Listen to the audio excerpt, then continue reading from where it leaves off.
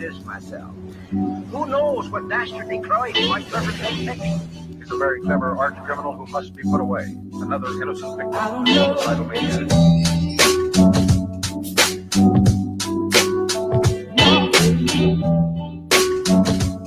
Did you want? I don't know.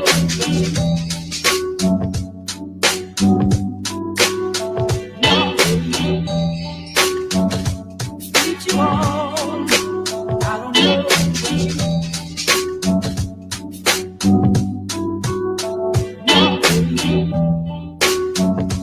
Did you want? I don't know.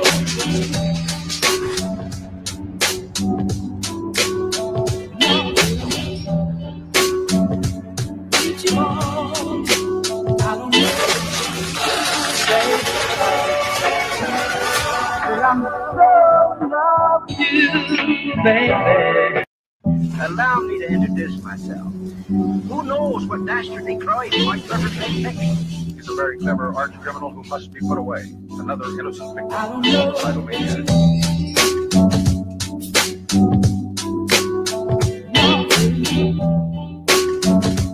Did you want? I don't know.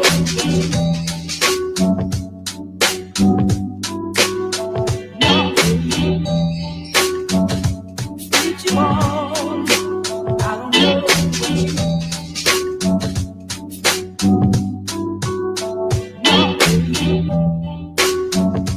Did you want? I don't know.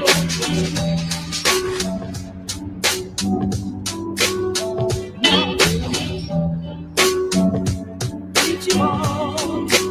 I don't know. But I'm so in love with you, baby. All right, peace and love, man. This is Brother Garfield. I want to say peace and love to everybody out there. We're gonna have a beautiful show today. A lot of things going on in the community that I'm a part of, and Michelle Clark. Hey, peace and love to you. Peace and love. Long time, sis. How you doing? Mika, my ride or die in the building. Sister Dr. Monica Lamb, my boss. West Africa YDNA. Peace, bro. Pandemus, the Pan-African Atheist, King One, and others in the audience as they chime in. Now, today we're going to be touching on a few things. And Billy Carson. Billy Carson is a very, in Jamaica we say, yo, you're different. What happened is Billy Carson says a lot of things. And because he's actually a very rich guy. And and whenever he doesn't get what he gets or does what he does on YouTube, he'll sue you. He'll sue you. If he thinks you're putting out information that's incorrect, he'll sue you and have his lawyers, because he has the time and he has the money to pay lawyers to do things. So there was a debate. Now, every debate, everybody knows me. I've debated on this channel. I've debated on Sonetta. I've debated on Clubhouse and so forth. If you do a debate and you lose on somebody's channel,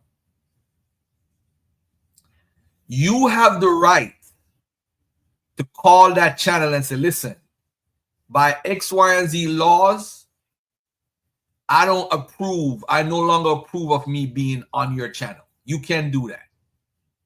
You have the right to do that. That means if I debate, if you come on my channel and you debate somebody and you lost, or if you didn't like how you were presented, you could actually, through the laws of media, YouTube, public, whatever, you could say, hey, I don't want to be on your channel no more.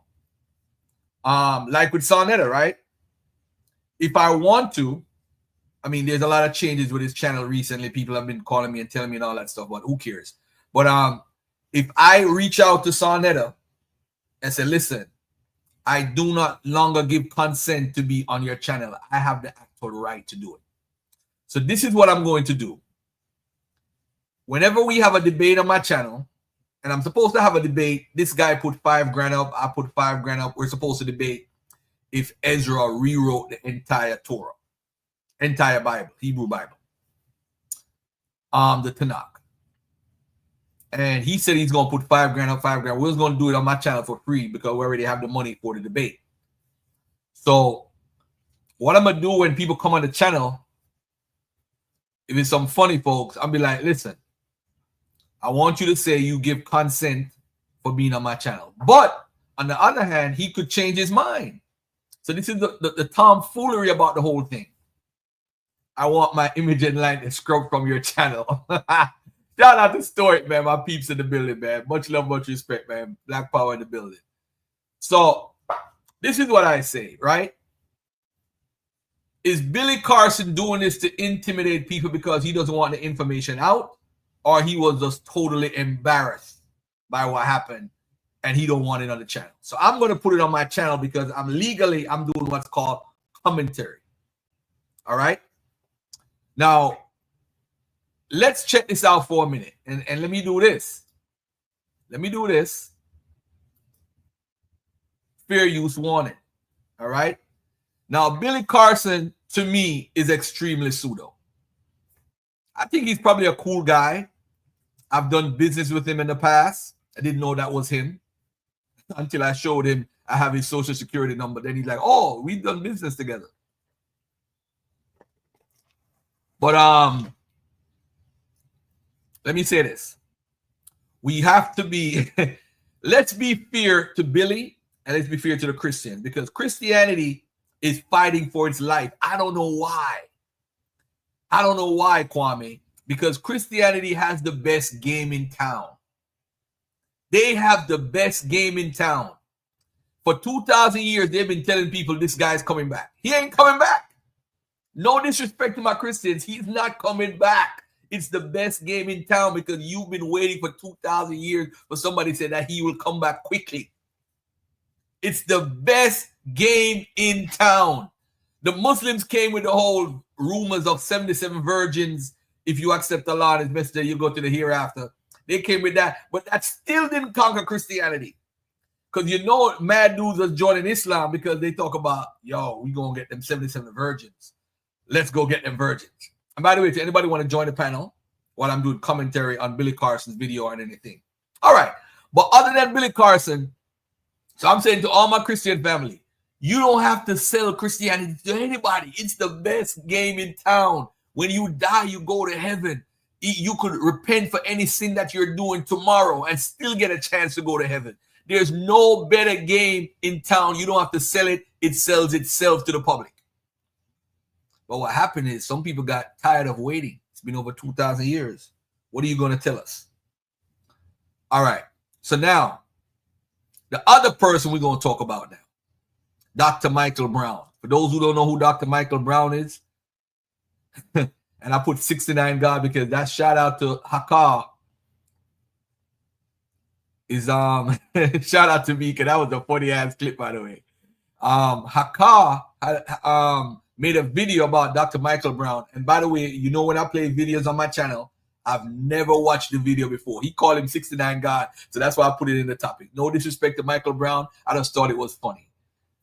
Now, Dr. Michael Brown is alleged to have done, there's rumors. I don't know if it's true. I'm going to watch the videos to see what everybody's talking about. It's on Christians' channels, and it's on non-Christian Israelite channels, and it's on other people's channels, atheist channels. But I'm saying it to say this to everybody.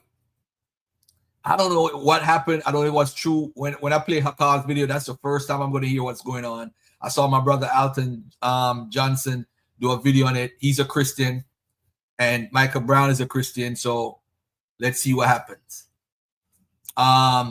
Then we have a dialogue between Sam Shamoun and Deacon Hakah, Priest Hakah. I don't know what name he goes by today. But Hakah, my brother Hakah, who was formerly of Sikari. Him and Sam Shamoun got into a debate. Sam Shamoun, by the way, is the most disrespectful Christian I've ever seen in my life.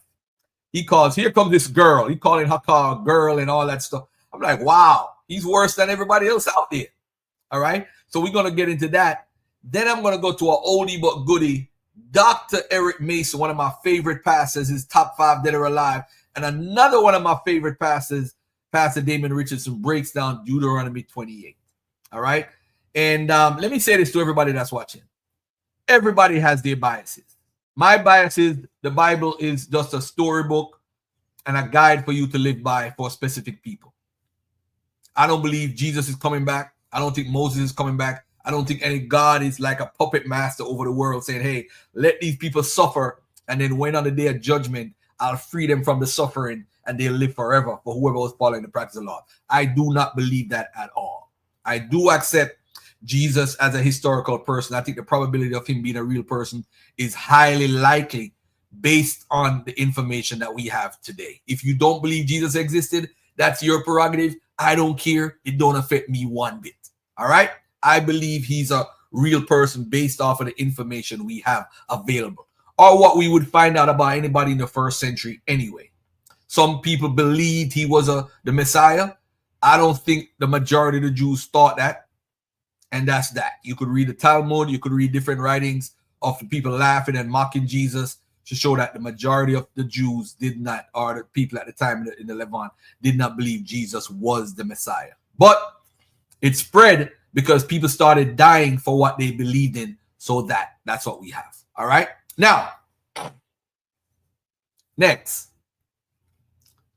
Everybody has their own bias and their own opinion about how they feel. Some people love Egypt.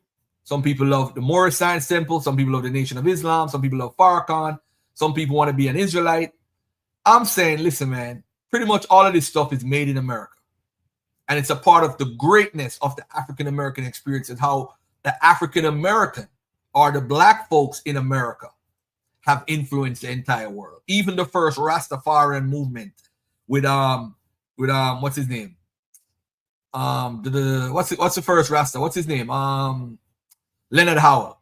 Leonard Howell admits to being influenced by the movement here in Chicago with the Pibby Bible and Poston and Marcus Garvey and all that stuff. They were influenced. He was influenced by them and brought it back to Jamaica, the Rastafarian movement, which he admits. So Rastafarianism has a root in America and the African-American experience. It was partially made in America. Yeah, this is how influenced the African-American is. And this is why I don't see why being proud of being an African-American or a black person in America and the history and what we've brought to the entire world, hip-hop, everything, this culture is an amazing culture that needs to be nourished by the actual people in the culture. Because who is benefiting from the culture? The people that own the record labels, the people that rap, the people who rap and is not like us. Eminem is the biggest selling rapper. He's not a part of he's a part of the African-American culture because of him being in Detroit and hanging around a bunch of brothers.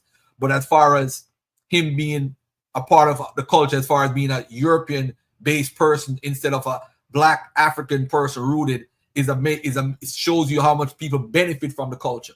In Japan, China, you see the culture. Hip-hop has influenced everything. Dancehall, reggae music. It has influenced dancehall, reggae music a lot. So the African-American experience is something to be proud of. We're just not just slaves here in North America, family.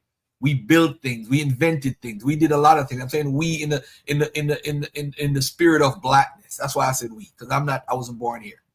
All right. So let's move on to Billy Carson for a second. And I'm gonna play the video. And Billy, I don't have nothing personal against you. I think you're a very interesting character, but I think one of the problems is like arguing anybody with a position that they hold. You hold to being a Hebrew Israelite. You hold to being a Muslim. You hold to being a Jew. You hold to being an agnostic. You are biased towards your view. So when it comes to chance to admit that you're wrong because of our egos, we find it hard to say, you know what? My bad. I was wrong. I stand corrected. We don't say these things. We don't like to say, I don't know. I stand corrected. I was wrong. We don't like to say those things because we have to be right all the time. I don't have to be right. I don't have to be right. And if I'm wrong, it doesn't change my whole doctrine. I'm not going to hell, but with an Israelite, if you're not an Israelite, oh my God, what am I going to do? If I'm a Muslim, oh, what am I going to do? If I'm a Jew, what am I going to do? Listen, family, live your life to the best of your ability until you die. That's all you're here on earth to do. Treat your brother the way you want to be treated. If we go to India right now,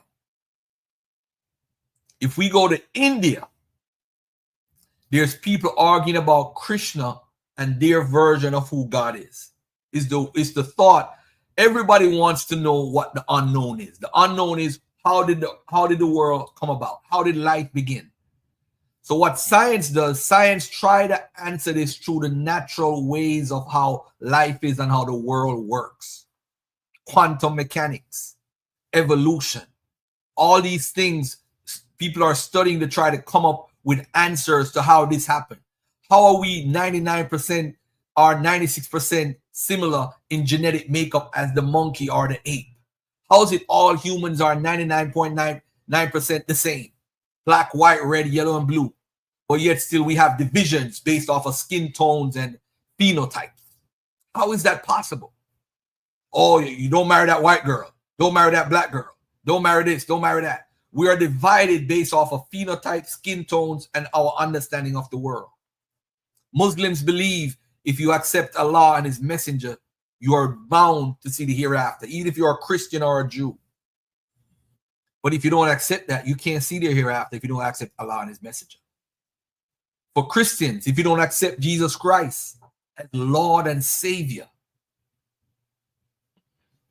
you can't go to heaven. The gates are closed. For Israelites, you accept Moses and his laws and the prophets. In the Samaritan case, they don't believe in the prophets. They don't believe in the first 5 books, the actual Torah. And then you have the people who follow Krishna, people who follow Zoroastrianism, people who follow different things. There's levels to this. There's level 1. Level 1, I'm a Christian. I believe whatever I believe is it, and that's it for the entire world. Level 2, you move into another religion, whether it's Rastafarianism, Nation of Islam, Hebrew Israelism. And then you have stages in your life where you just go step by step by step by step. The problem is when you feel like what you have studied in college. If I invite Kirk Campbell on, my best friend from college, on, he'd tell you we would challenge Christians day by day, and we would quote John 8:32-44. You are nothing. You and your father are the devil. And we would say that's the Jewish people, and the lust of your father you shall do. You was a liar from the beginning. I used to quote that morning, noon, and night. NOI 101. But I felt at the time I had the ultimate truth. Not just the truth, the ultimate truth. So the ultimate truth was the teachings of the NOI. I thought Malcolm X was one of the greatest influences ever in the history of the African-American experience. I thought Farrakhan was close to God. He said things I wanted to say. I was in love with the Nation of Islam. I thought that was the end-all, be-all. I used to argue with Christians and laugh. Y'all ain't got the truth. I know who Elijah is. Elijah is Elijah Muhammad. And Elijah, and it's funny because Elijah Muhammad is actually the Christ, but he's also the Elijah. It's kind of weird once you understand the Bible. How does that work? He's the Elijah and Malachi. And that's NOI stuff. Yeah, all right.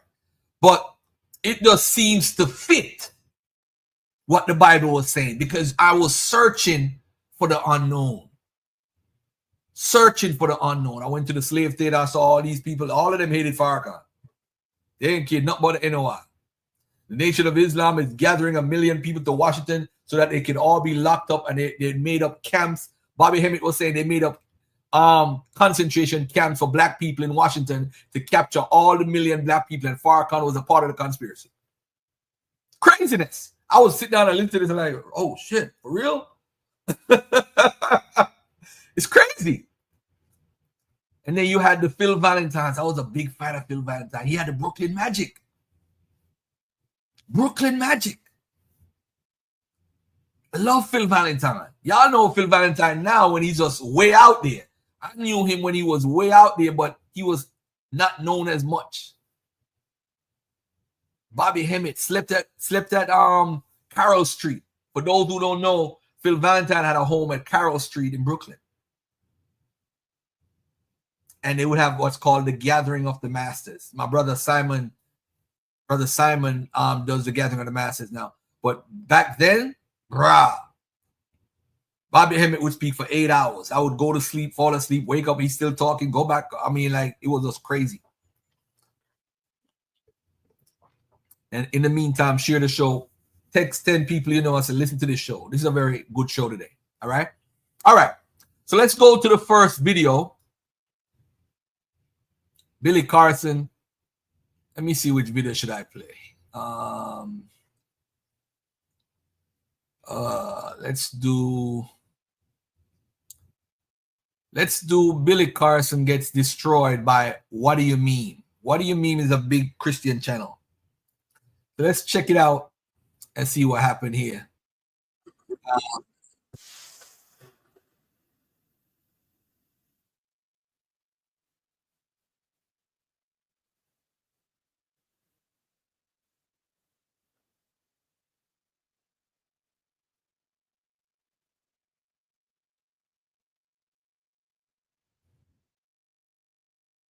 All right, so the guy who Billy Carson is debating is called Westhoff. Westhoff is a beast. Let me just give a shout out to Westhoff. I don't know what he believes, if he's a Christian, whatever, but he's an excellent historian, proper methodology, know what he's talking about. I like him. Now, whether he believes Jesus Christ is Lord and Savior is totally different than him being an actual historian. All right, and we need to all to separate it. And by the way, to Westhoff might be biased because if he believes in the Bible, that's his natural thing. I would be biased. If I'm a Christian, I'm biased towards Christianity. Everybody, oh, you too biased. Yes, we're human beings. We're supposed to. You're supposed to be biased. You're a human being. Yo, I heard somebody said something about your father. You're not going to believe it. Why would you believe it? You're biased towards someone who was your birth father, who you love. Mr. Say, yo, I love me some Bobby Hebbett, man. He made me crack up. Yo, his conspiracy sounds so good. Oh, man. Oh, we got to talk about that shooter of the healthcare guy, by the way, too. We got to talk about that, by the way, too. But let's get to Westhoff and break this down a little bit and just check out Billy Carson. And I don't know if I should play this part because, hold on a second, family. I don't think I should play that video. Let me go back to Westhoff's channel, who I just subscribed to. And let's look at this right here.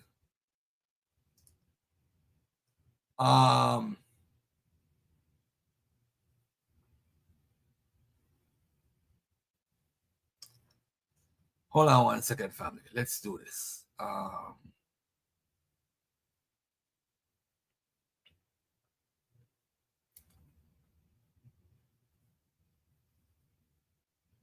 All right.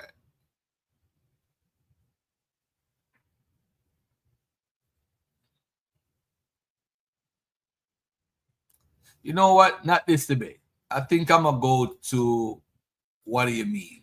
So I wanted to come on here. So you want to know where to invest Let me do this $1,000 right now? Well, forget about stocks, crypto, and real estate because there's a little-known trend taking the world by storm as we speak called e-farming. E-farming creates online assets that have the potential to generate passive. His fans call him the biggest threat to Christianity, and he calls himself. All right. Let me say this to the Christians. There's nobody on earth that's a threat to Christianity. Christianity is over 4 billion people believe in or is attached to Christianity. There's no other better. They're the number one out there. It's like you saying you have hey, peace, brother Hassad. How you doing, man? Let me give you a mod badge too. Shout out to brother Hassad in the building, man. That's a very intelligent brother right there. All right. So this is my whole thing, right? My whole thing is if Christianity has the best game in town, they are winning. They are actually winning. And everybody, this is why even Hassad and the Hebrew Israelite brothers, they concentrate so much on getting Christians out the church because they are the top dog in town. It's like if you talk about, if you went on Sonetta back in the days, right? You said, who's the top guy? You had a Zion Lex, you had a Captain Tazariak, you had a Priest Daniela, you had Nazi Yashavel before his incident. You had some top dogs up there. So you know who the top dogs are. And all the top dogs wanted to be on Sonetta because if you're on Sonetta, your popularity explodes. And it's just facts.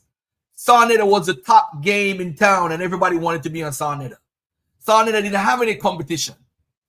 So now we know he's a top dog in town, and to be on his channel is where you reach elite status as an underground scholar. It's facts. I'm talking 5, 6, 7 years ago, 10 years ago. With Christianity, you have over 4 billion, the Catholic Church by itself. Then you have the Protestant Church. They have the Eastern churches. They are the top dogs in town.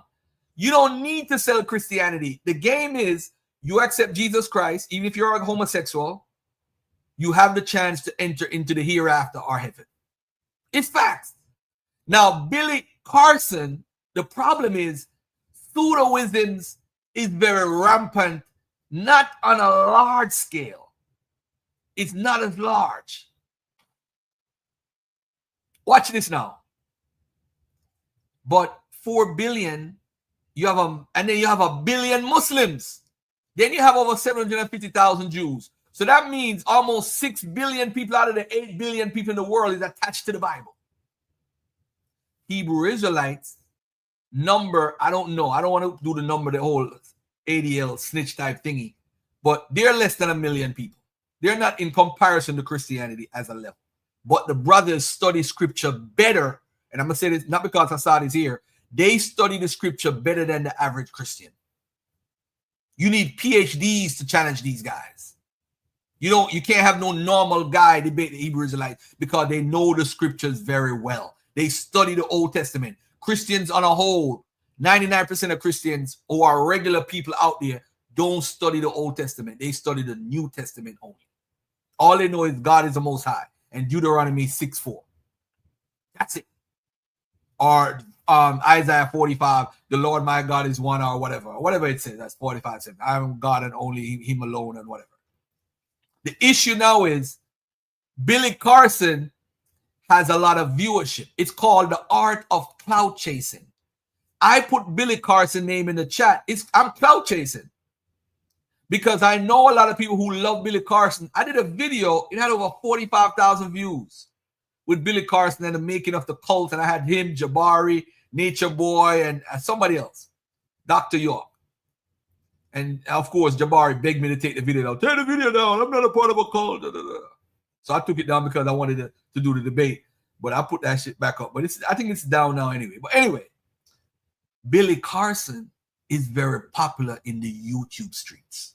It's facts. TikTok, YouTube Shorts. And he keeps saying these small little things and people are believing it like it's actual facts. Now let's check this out. This video here from What Do You Mean? And by the way, too, he doesn't want this video to be shown with his likeness. He don't want it on YouTube because he got embarrassed, allegedly. So let's see if he really got embarrassed. Let's check it out. Guess what, guys? I'm one of the foremost world leader in the knowledge on ancient texts and tablets, scriptures, papyruses, and cylinders. But Billy Carson recently faced a challenge like never before, a debate with Wes Hoff, a Christian scholar and historian. And afterwards, Billy reportedly showed up to the producer's house at 2:30 a.m. demanding that the footage not be released. And if you haven't heard about this debate yet, there is a reason for that. In the wake of the interview, Billy Carson has asked that the recording not be released. In my personal opinion, the conversation did not go well for Billy, though. But fortunately, I got my hands on a copy, and after watching it, I can see why Billy tried to keep this off the internet. For the very first, and likely the last time, Billy had a debate where his claims about Christianity were put to the test. So let's break down why this debate was so damaging to Billy's credibility and his claims about Christianity. So the debate started off with Billy's argument that Jesus was never crucified, which, of course, if true, that means that Christianity is false. And here's the evidence that he gave in support of his claim. In my videos, and if you listen to the podcast, the statement is according to the Sinai Bible, Jesus wasn't crucified in that Bible. That Bible predates the King James Version of the Bible. And the text there actually is about 12 to 14,000 differences between the Sinai Bible and the King James Version of the Bible, which came much later. And then also one of the things that were interesting is that they discovered the book of Jesus' wife, which is at the Harvard Seminary, which According to some scholars, that's a little controversial, but they claim that this is an accurate record that Jesus may have even been married, which then, adds more, if that's true, it adds more to the hypothesis that maybe he wasn't crucified. So basically, he's saying that this alleged Sinai Bible doesn't claim that Jesus was crucified and that it predates the King James version of the Bible. And by the way, on a little side note, there's no such thing as a King James manuscript. Like the other translations, the King James version is just based on the biblical manuscripts that were found. And in addition to the evidence that Billy provided against the crucifixion of Jesus, Billy also says that we discovered the book of Jesus' wife, which he claims shows that Jesus might have been married. Now, I addressed these claims in another video I did on Billy a few months ago, but listen to how Wes responded. When you say the Sinai Bible, what are you referring to specifically? It's the biblical text that was written. It made it into you can actually look it up on Amazon. It's a Bible called, I have a version at home. It's called the Sinai Bible, right, from Mount Sinai, I'm assuming. Hey, no. Leave Christian Corey. You see, they delete his comments. Nah, Christian Corey's my man. That's my right hand. That's the dude that hosted debates. This is how we mess with each other in each other's chat. He's just trolling. You see, Mika is serious about this right here. Oh, let me get him back in here. I don't know if she kicked you out, but what do you call it? Yeah, you could keep his message up, man. You could put let me add him as a moderator too, so y'all don't kick him out. Damn, Mika sniped him already. Yo, Mika don't play when it comes to golfy, yo. She don't play. That's my ride or die right there, man. She don't play. She don't play them games. But Corey's just playing, and I'm mad. Literally, I'm mad with Corey. But I'll tell him if he jump on the panel. I'll tell him why in a minute. But let's get this on going right here. But this is very interesting right here. Check this out. And I didn't know Westhoff was a Christian. He is a Christian. So of course he's biased. But let's check him out. I mean, that's the mountain that they're referencing there, but they put together their own version of the biblical text prior to the King James version being put out.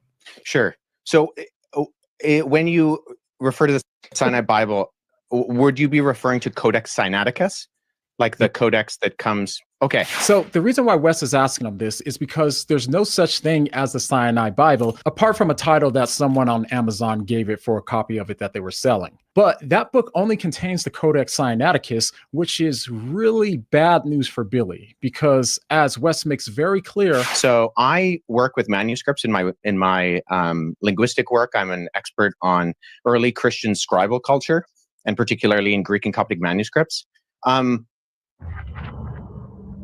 This game, you're not ready for. I hate these. I actually have big channels, man. I have a facsimile. So I have a photocopy that was done by the British Library of Codex Sinaiticus that I work with in my office. So I have it here. And the Codex Sinaiticus in particular is just a Greek, it's a 4th century Greek manuscript. Mm-hmm. It comes from approximately between 325 and 350 AD. And its text of the Gospels reads almost identical to the modern Greek text that we develop translations from. Yikes. So Wes actually has the manuscript that Billy's referring to in his office, and he studies this for a living. But even more devastating, when you say that it denies the crucifixion or that the crucifixion isn't there, I mean, I can go on right now, Codex Sinaiticus, and I can look up the end of, say, Matthew 27. Mm-hmm. Where it has Jesus being crucified, and that's in Codex Sinaiticus, or the John 19, or any of the other ones. So, actually, are you able to pull up a website with the viewers or listeners or whatever be able to see that right now to make sure I have the right the version that I'm looking at? All right, now if it isn't clear by now, this is devastating for Billy's credibility. Billy has ran with. Let me say this right now, for those who don't know.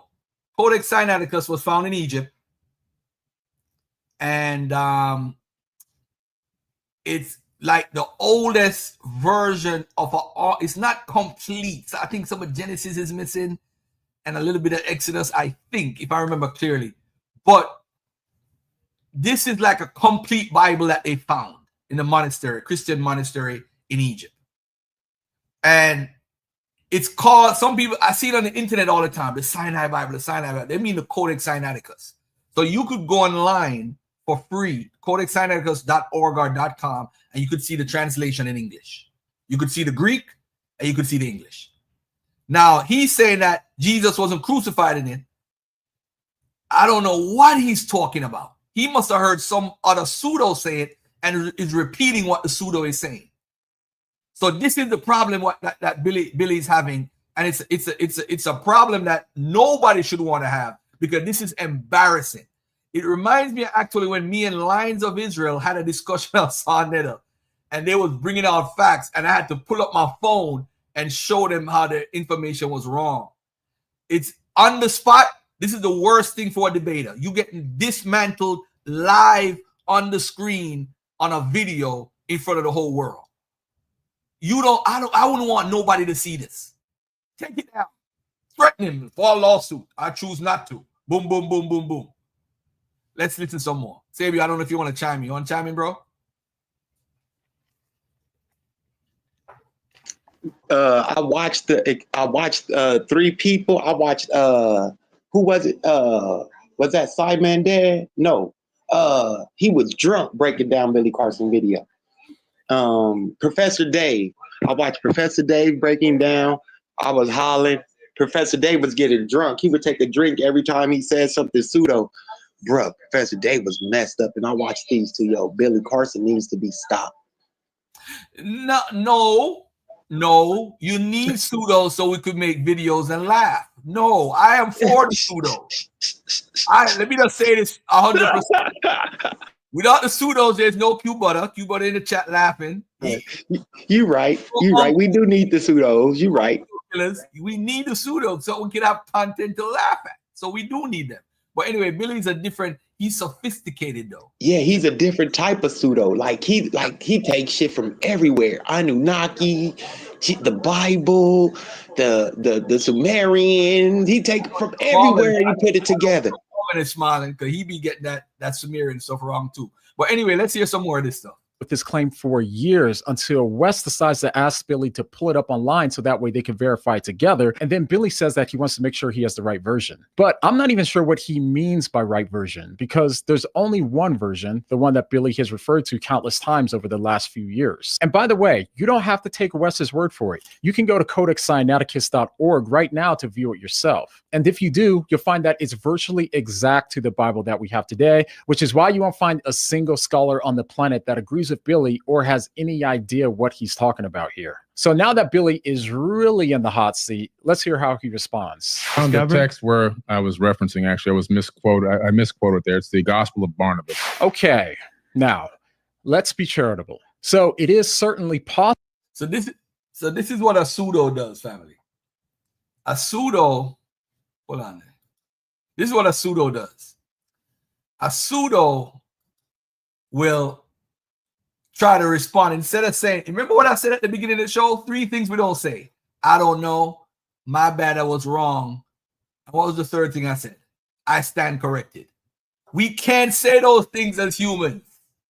If you're a true leader and a true teacher, you must be able to say, I stand corrected, or I was wrong, or I don't know. If you can't say those things, I'm not listening to you. If you hear me going through my diatribe, and sometimes we talk in absolutes. I make that mistake all the time. We all do. All of the Muslims, they do this. All the Christians do this. All the Hebrew Israelites do this. This is what we do.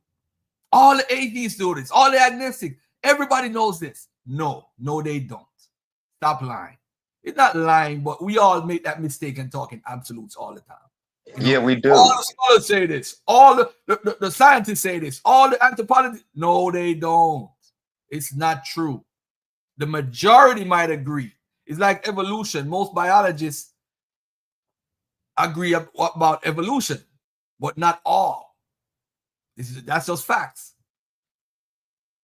Well, Dr. Brown is a Hebrew scholar and a fluent speaker of Hebrew. You know what I'm saying? All right.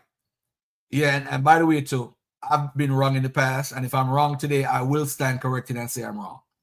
All right. But anyway, okay, email Billy and tell him it's okay. That's funny. Yeah, but now this is what he does. Instead of saying that I was wrong, I stand corrected, we learn something every day. You got yourself out of it now. You humble. But now you got a million videos about you because you're trying to fight the video from coming out. All you had to do is be humble, but a pseudo can't be humble. A pseudo can't be humble. A demagogue can't be humble. You can't be humble if you have to always be right. And he has his suit on, look clean cut, shaven, always have his haircut, whatever. Shout out to Corey Brewer. He does text me and say, "You wrong today." That's why Mika blocked your ass. Did you block it, Mika, or you just deleted the comment? Okay. All right. So now, family, listen to what he goes to now. This is what he goes to now. All right. Watch this, family. Watch this. Possible that he could have misquoted the reference. The only problem is this isn't the first time that he said this, and he even said it at the beginning of the debate. In my videos, and if you listen to the podcast, the statement is according to the Sinai Bible, Jesus wasn't crucified in that Bible. And he's made this exact claim in almost every major podcast interview that he's been on. But if he really did misquote his reference, then we would expect for him to quote the Sinai Bible or the Book of Barnabas when he makes the argument against the crucifixion. So given this, I can't make sense of why he usually quotes them both as evidence that the crucifixion never happened. I give you one big translation that's off is they say, well, Jesus was crucified. Whoa. Well, that doesn't exist in the Sinai Bible. What happened? It doesn't exist in the Book of Barnabas. So if I was a fan of Billy, then I would be pretty concerned that prior to this, he hasn't had a debate where someone can challenge him on his claims. And the first time that he was challenged, he basically admits that he was wrong. And this shows that he's been undeniably misleading people with this claim. But I'm sure that we could all overlook this mistake if the point about the Book of Barnabas still stands, right? Well, let's see what Wes has to say about this claim. The Gospel of Barnabas is a really interesting document because it is a known forgery. It shows no actual indication of evidence of coming from or even having knowledge of first century Jewish understanding. And I think a bigger problem is that the Gospel of Barnabas actually paraphrases Dante's Inferno. Never mind the fact that we don't have any evidence of it prior to the 14th century. Mm-hmm. And none in any other language other than Middle Age Italian Italian and Spanish. Okay, now what Wes said there was incredibly important because the first piece of evidence that Billy gave in support of his claim that Jesus was never crucified was based on the claim that these books came before the King James Bible and didn't include the crucifixion. But the actual biblical texts that our Bibles are based on, they reference the crucifixion and go back to the 2nd century. So that means it's impossible for Billy to be correct about this since he cites the Sinai Bible that goes back to the 4th century and does reference the crucifixion. And the Book of Barnabas is more than 1,000 years later than the biblical manuscripts that we have. And it wasn't even written in Greek, but instead Italian and Spanish. And by the way, it was a proven forgery. So now that Billy's back is up against the wall once again with facts that refute his claim, let's hear what Billy has to say for himself. It's a known forgery. I mean, no one's referring to the Gospel of Barnabas as anything other than... If you say it's a known forgery, Nash, but I'm going to go with that. Let's talk about the Old Testament a little bit. Wait, so his response was, if you say it's a forgery, I'm going to go with that. Now, if Billy really is one of the foremost world leaders. See, it goes back to what I said. I don't know. I was wrong. I stand corrected. You shouldn't even say that, though. That's all. You see, these are the things. All right, say, for example, me and Christian Corey having a debate. What do you call it? Or me and Mika having a debate, or me and anybody having a debate. And the person point out to me, I was wrong. Garfield, 70 AD, we have evidence of Jews going into Africa and then going into West Africa. We have this evidence. I said, you know what? I'm sorry for teaching this the last 12 to 15 years. I stand corrected. I'll make a video about it because a lot of people watch my videos and they get influenced by what my video says based on the fact that I'm a good researcher. So now, if I can't say I stand corrected, what Billy Carson should have did was I've made videos all over the years saying this, I stand corrected. But you see, ego is a hell of a drug. He can't do that. They don't know enough to know how wrong they are. Shout out to you, Joel, man. I haven't seen you in a minute, man. Peace and love to you, bro. How you doing? And that's what it is. I don't know. I stand corrected. I was wrong. Can you say those three things? If you're a leader, if you're a teacher, if you can't say those things, you shouldn't teach. I was wrong. I stand corrected. I don't know. On Clubhouse, it's more like a back and forth, fast talking. You can't say I don't know on Clubhouse. Oh, you don't know. Oh. Pride is a powerful thing. Thank you. Right here. Black men especially. Yep. We can't say I don't know. I don't know, bro. Those three words, I don't know, is like a death sentence in these communities. This dude Fabio on Clubhouse put up $5,000 that he wants to debate me on if Ezra rewrote the entire Bible. Oh shit! Don't man. Now he said Ezra or his five associates rewrote the entire Bible. Now the thing is, he got this from Second Esdras. Second Esdras was not written based on the evidence before the first century. Now, as a Hebrew Israelite, you have to believe that Ezra wrote. You believe Ezra wrote Second Esdras, although in the actual book it says somebody else wrote it, which is just another dagger. That's just crazy. And the fact of the matter is, it was a compilation made in the first century based on the evidence available. If somebody, I'm willing to put up $5,000 to debate somebody on Second Esdras. Calling all the Israelites, Hakah, my brother Hassad, get y'all could raise money fast. Get that $5,000 to replace Blade as the debater, man. As a matter of fact, Sabio, I gave him 4 Bible-believing people as judges, and when I said let's make Rodney the 5th judge, the dude declined. We even offered Christian Corey. We offered everybody. And bear in mind, I didn't have the chance to bring Unk in. Hold on. I didn't have the chance to bring you in. I didn't have the chance to bring Mika in. I didn't have the chance to bring Unk in. I didn't have the chance to bring anybody in on my side because I wanted to be a fair debate. And I agreed straight up for 4 Bible believers. And Yawastop is the moderator, and he was saying, hey, let's use this person. He asked for Christian Corey. I said, no, I ain't using Christian Corey. But at the end of the day, I will see if he agrees to Christian Corey. So you basically gave him a win-win. Corey's stupid, and he backed out Garfield. Say that again? You gave him a no-lose situation, and he didn't take the debate. Oh, they even offered Priest Daniel. I said, no, I don't want Priest Daniel as a judge. But if he wants to, I'll give him Priest Daniel as the 5th judge. He put up 2 people, right? And the 2 people were some dudes. Y'all was like, I've never heard of these dudes. Who is these 2 dudes? Because he wanted some judges who he knows, so he could say, let him vote. I wanted 5 judges that we both don't know. That's what I wanted. But even gave him 4 Bible believers, and I'm willing to give him Christian Corey or Priest Daniel. He's like, I don't want to debate. You joking, man. That was going to be my Christmas gift, man. My $5,000 gift. He going to prove that Ezra rewrote the Bible, the entire Bible. Yeah. Yeah. He's going to prove that. He was there. No, he was there, Savio. He was there. He was there when they wrote it. Dang.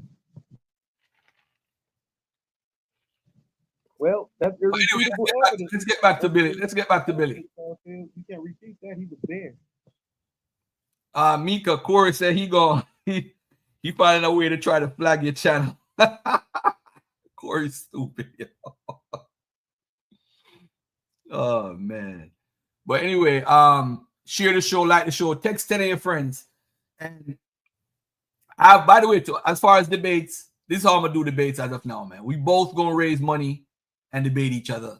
I'm not debating for free no more. I don't even want to charge the people for debates anymore. If I'm debating, say Hakah from Genesis decide to debate me, and we say, okay, we're gonna debate on 70 AD.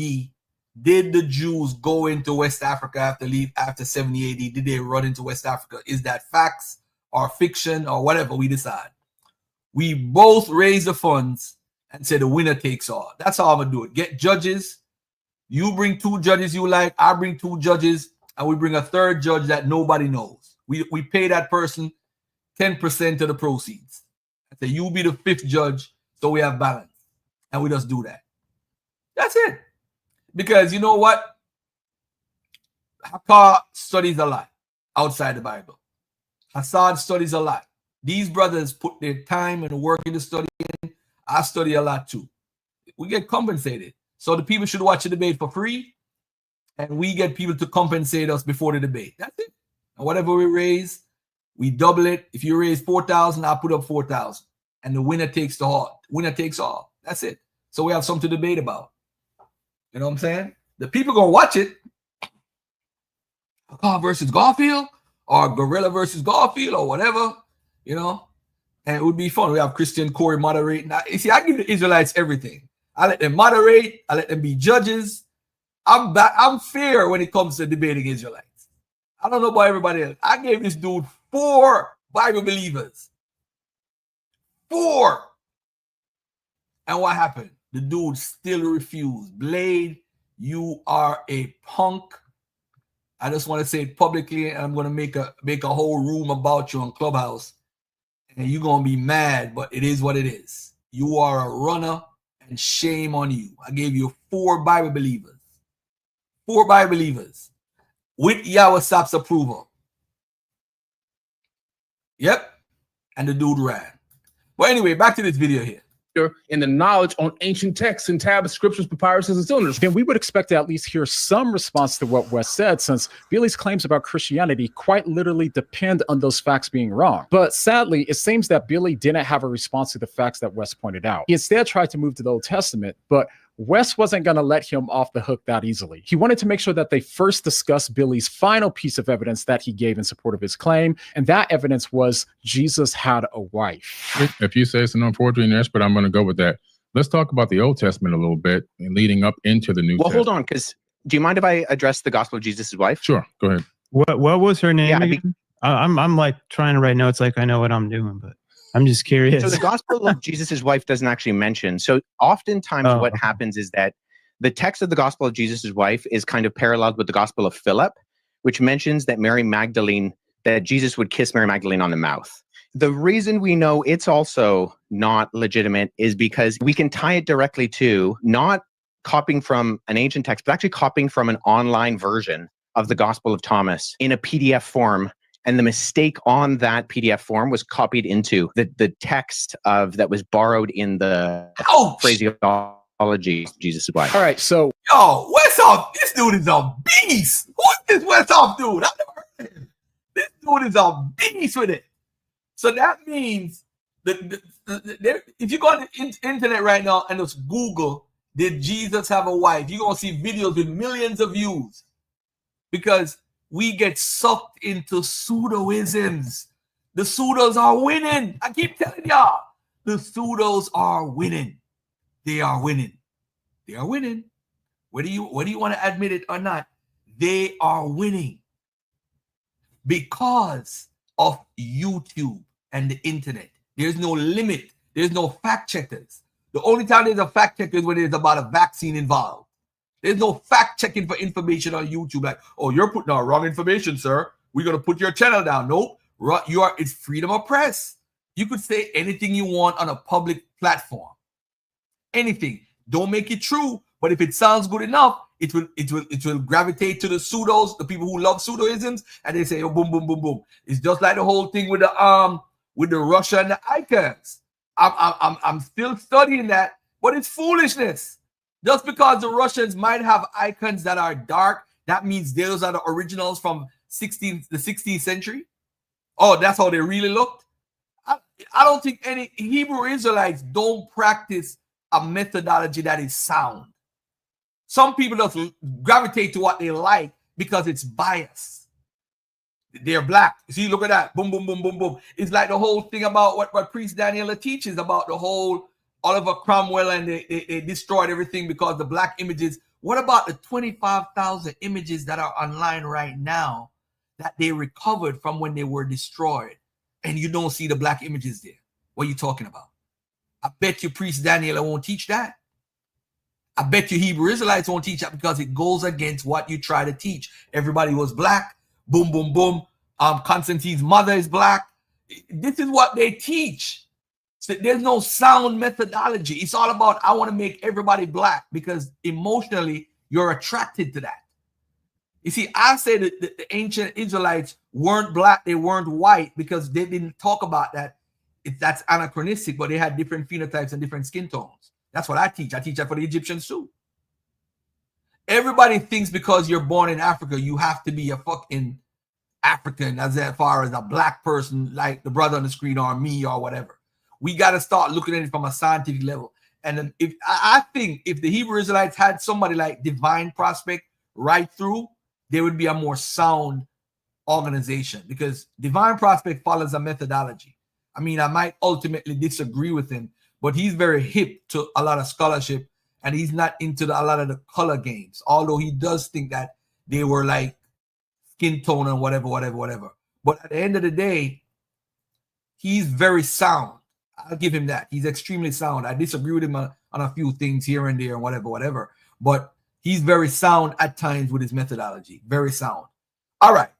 I'm going to get to him next week. We're going to do a video about him and Zionlex's video on Ashanti, because Zion, this is what I would love to see. And this brother he's been in a lot of Hebrew Israelite documentaries. Akwedi, he does a lot of research. He's very smart. As a matter of fact, he actually approached me to do a collaboration with him on some stuff, and I'm willing to do it because I've actually watched him, and he has evolved over the years. 81 Black Boy. Somebody is trolling. It's a fake page. 81 Black Boy. You're a pseudo also, sir. Thank you. I appreciate that. You expect me to be emotional about it? If you want to think I'm a pseudo, that's fine. Just point out where I'm pseudo. The link is there. You could come on and point it out. That's all. Thank you for the compliment, sir. As a matter of fact, let me put you on the big screen.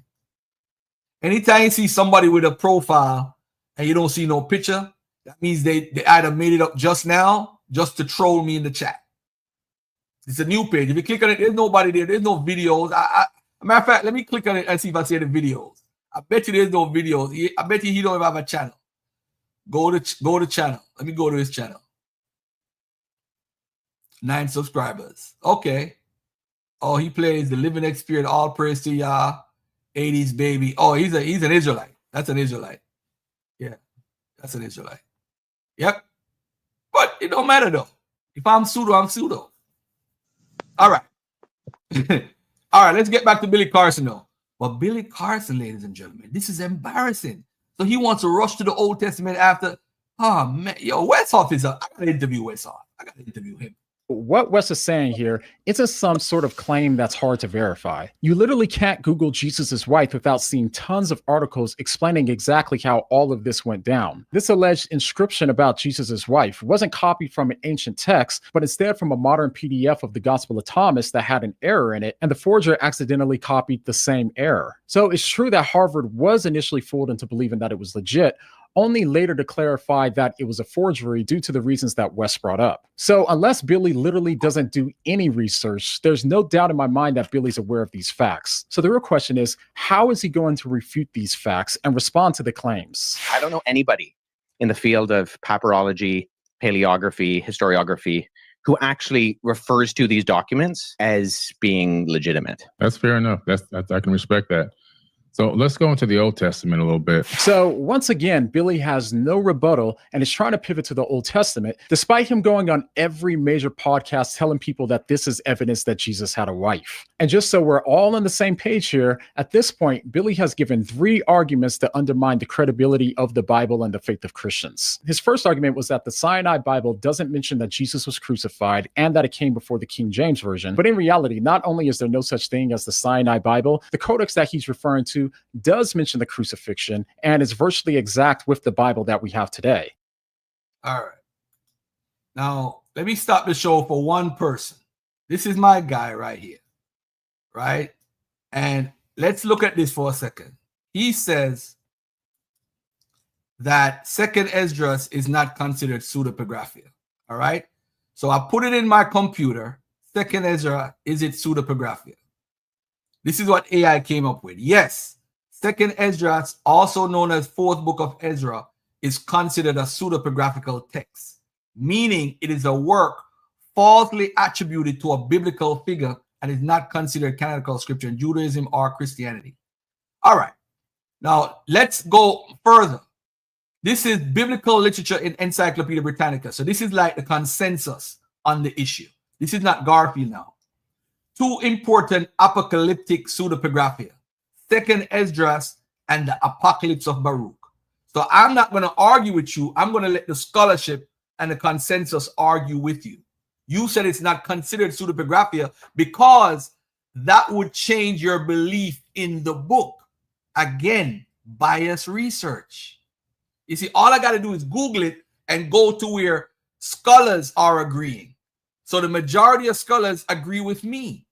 Show me now the majority of scholars agreeing with you. 4 Ezra is the same thing as 2nd Esdras, brother. You don't even know that. You don't even know that. Come on, my brother. Come on, man. You see, you got to come on to my side, bro. You can't, you see, you're appealing to something that you want to be. You want it to not be pseudepigraphia. It is somebody pretending to be Ezra from the 4th century. But look at this, though. Look at why it's a problem for you. The person says in the book that they are Salathiel. Salathiel is also called Ezra, but Salathiel is Zerubbabel's father. That's not Ezra, bro. So the Bible itself is actually saying what I'm saying. It's not even Ezra, the priest, that wrote it.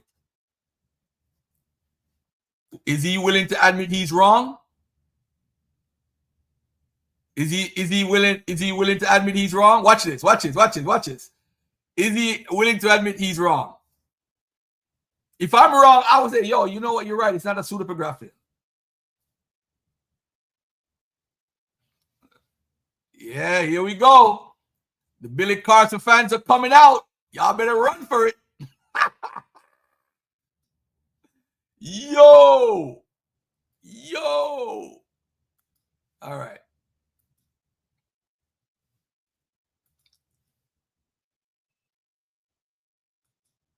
Here's a guy that believes in the Bible that agrees with Garfield. Correct, Garfield. The pseudepigraphia are not reliable in my opinion. And by the way, too, 2nd Esdras is in the Apocrypha in the yeah, I agree with you with that. You see that? I agree.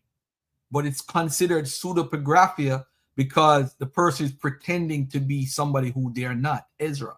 That's what a pseudepigraphia is. Oh man, bro, you gotta.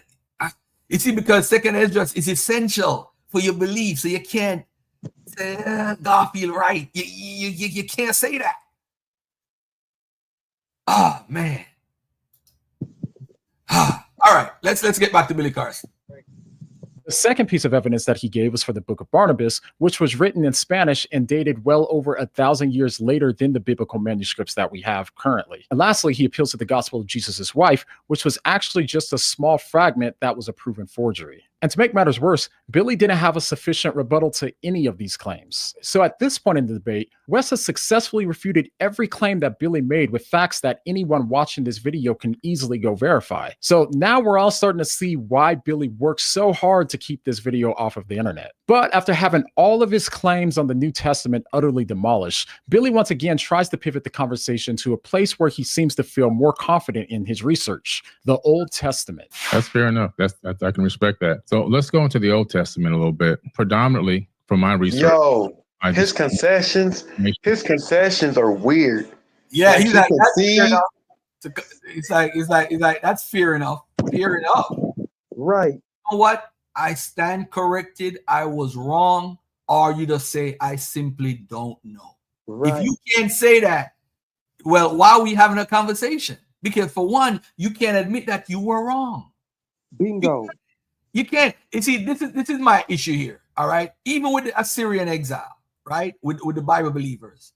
If you believe that the Assyrian exiles left and went to some place called Arzareth, you got to go to the root of Arzareth. Arzareth is a compound word based off of something that's written in Deuteronomy 29 for a word mean another land.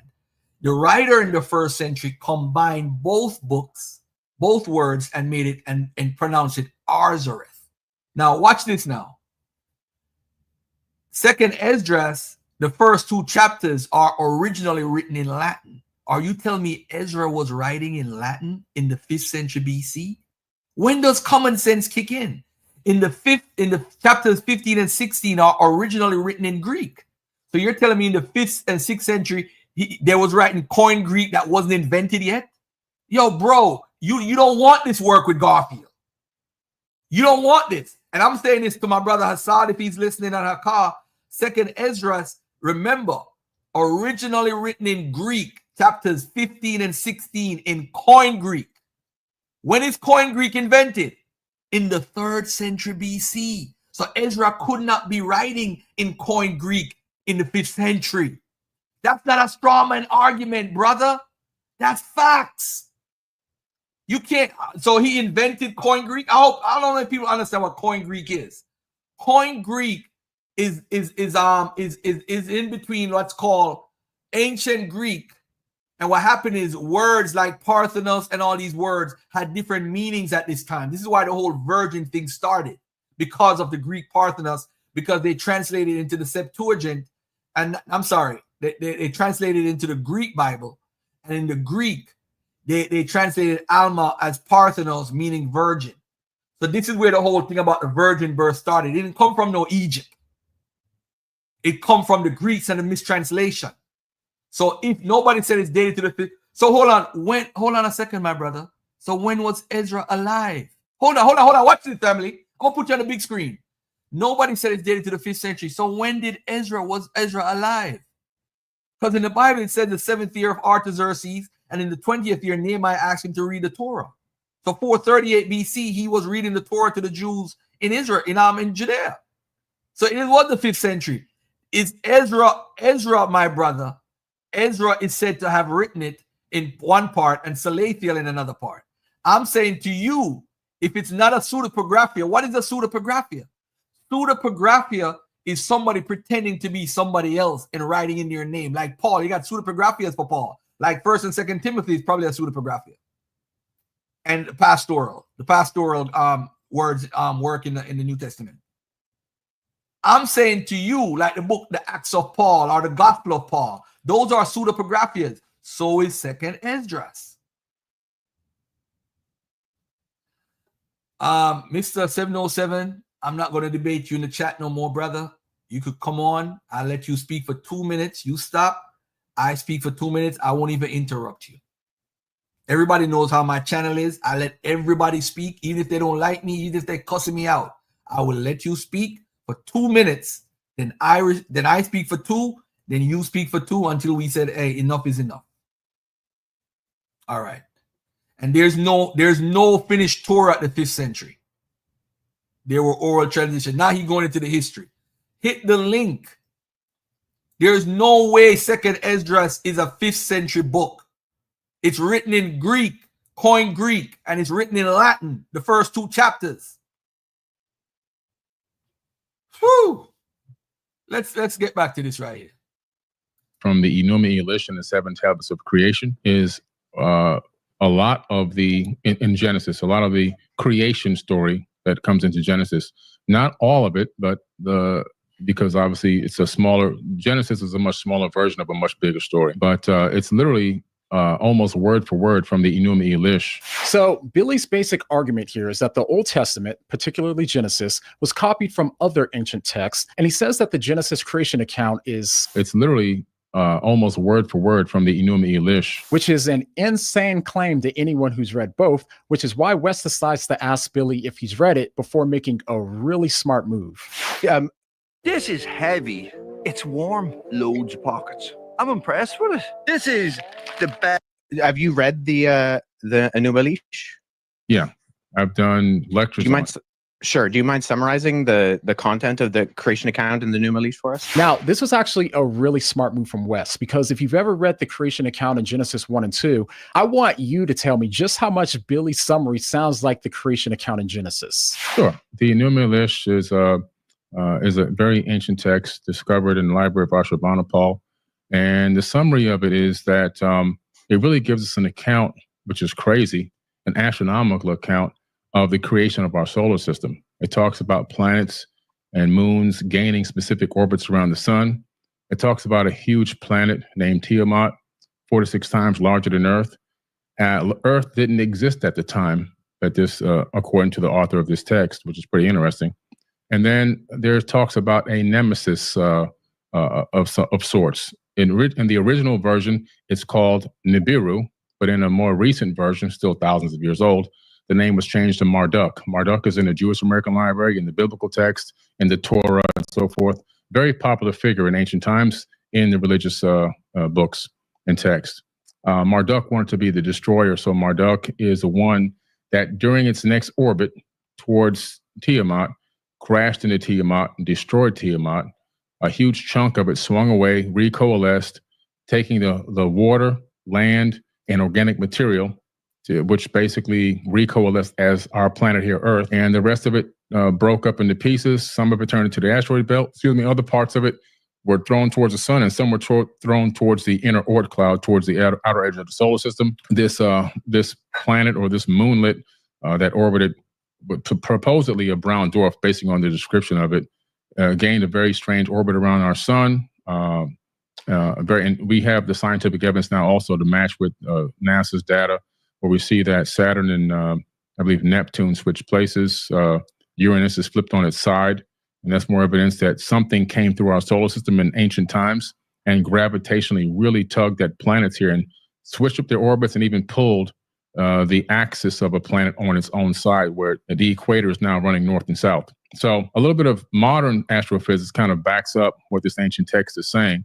But the Enuma also then begins to talk about the fact that these beings, it kind of cuts into the fact that these beings, are on Earth and at some point begin to engage mankind. In other words, they didn't create people from scratch, but they engaged the existing hominid and began to utilize us as workers for their workforce. Yup. Exactly like Genesis. It's literally almost word for word from the Enuma Elish. So now let's hear how Wes responds. I think that there are components of what you said that I would say are in there. I'm not sure it's the best summary. Nonetheless, okay, going with what you said that there were like verbatim parallels with the biblical creation story. Even just going off of what you said, which I think there are components of that I would agree with, the Battle of the Gods, the concept of Enki and the younger gods, and they fight Tiamat, and then Marduk, who swears he'll defeat Tiamat, and Kunku, who kills Tiamat by shooting her with an arrow, and there's this big battle, and then the gods that die end up being the earth and the sky and even us, because we are the end result of that battle.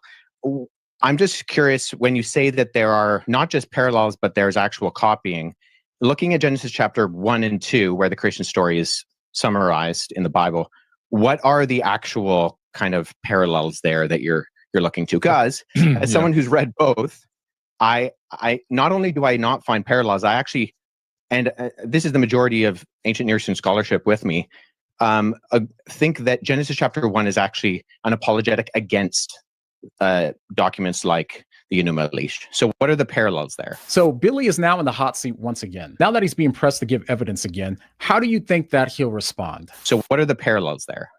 Separated the waters from the waters, for example. That's in the Enuma Elish, and that's also in the biblical text. How many hours do you work out to look like that? I don't work out. Yeah, so how often do you meet with a dietitian? Never. And as polite as Wes is, he simply couldn't hold back his amusement at this point. Okay, that I would agree is a parallel. The only reason I highlight that is that if you're making this the argument, because if you brought it up, and I mean this with all due respect, there are superficial parallels. I would agree. The separation of the water, the concept of the earth being formless and void. That's also in the Enuma Elish.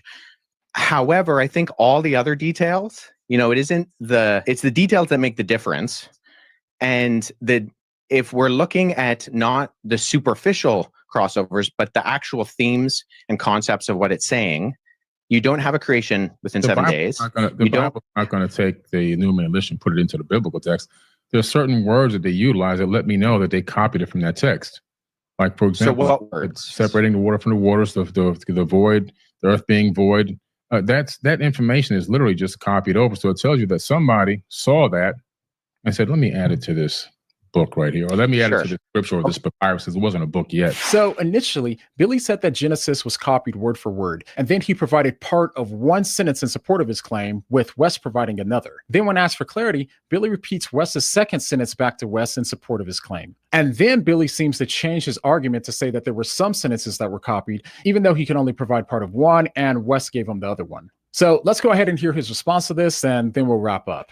Let me just say this. So the reason why I say it's actually an apologetic against that is because the purpose of the Enuma Elish, which the Babylonians read every Babylonian New Year, was to point out the fact that the deities, and there's countless deities in the Babylonian pantheon, they actually come from the created order. So they're not outside of time and space. They actually come from the created order. And when they die in this battle, right, when Tiamat is defeated, the defeated gods become the earth and the sky and the plants and even you and me. And in that sense, the theme is that you don't actually have any purpose or end result. And you're not created in the image of God.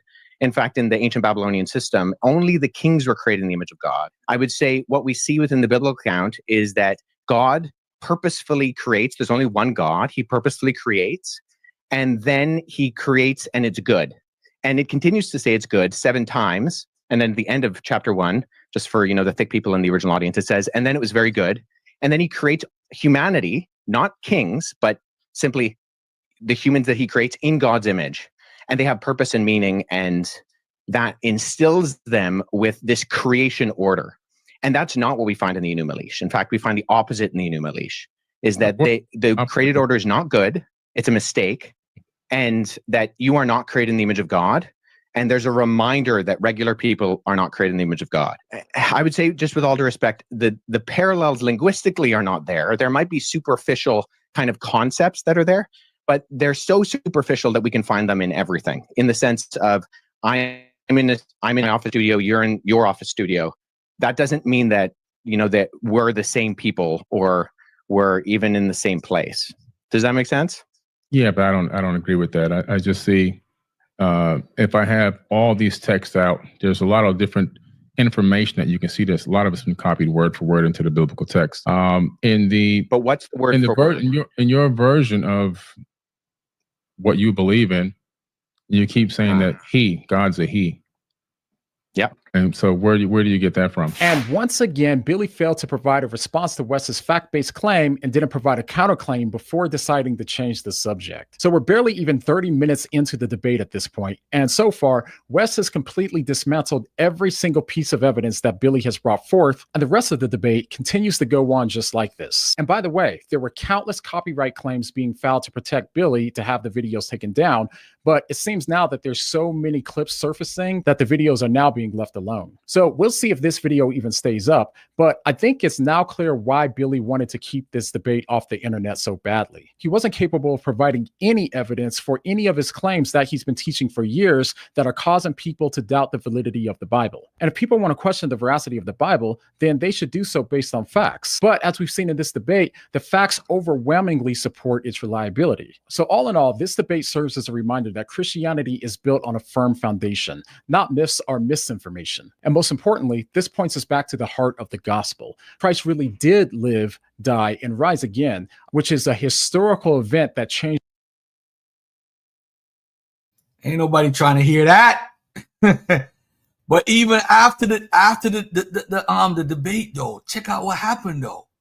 Check out what happened, Billy. I'm disappointed, Billy. If this is true, Billy, come on, Billy, come on, Billy. You better than this. You better than this, Billy. You better than this. 1 second, family. Let me get this right here.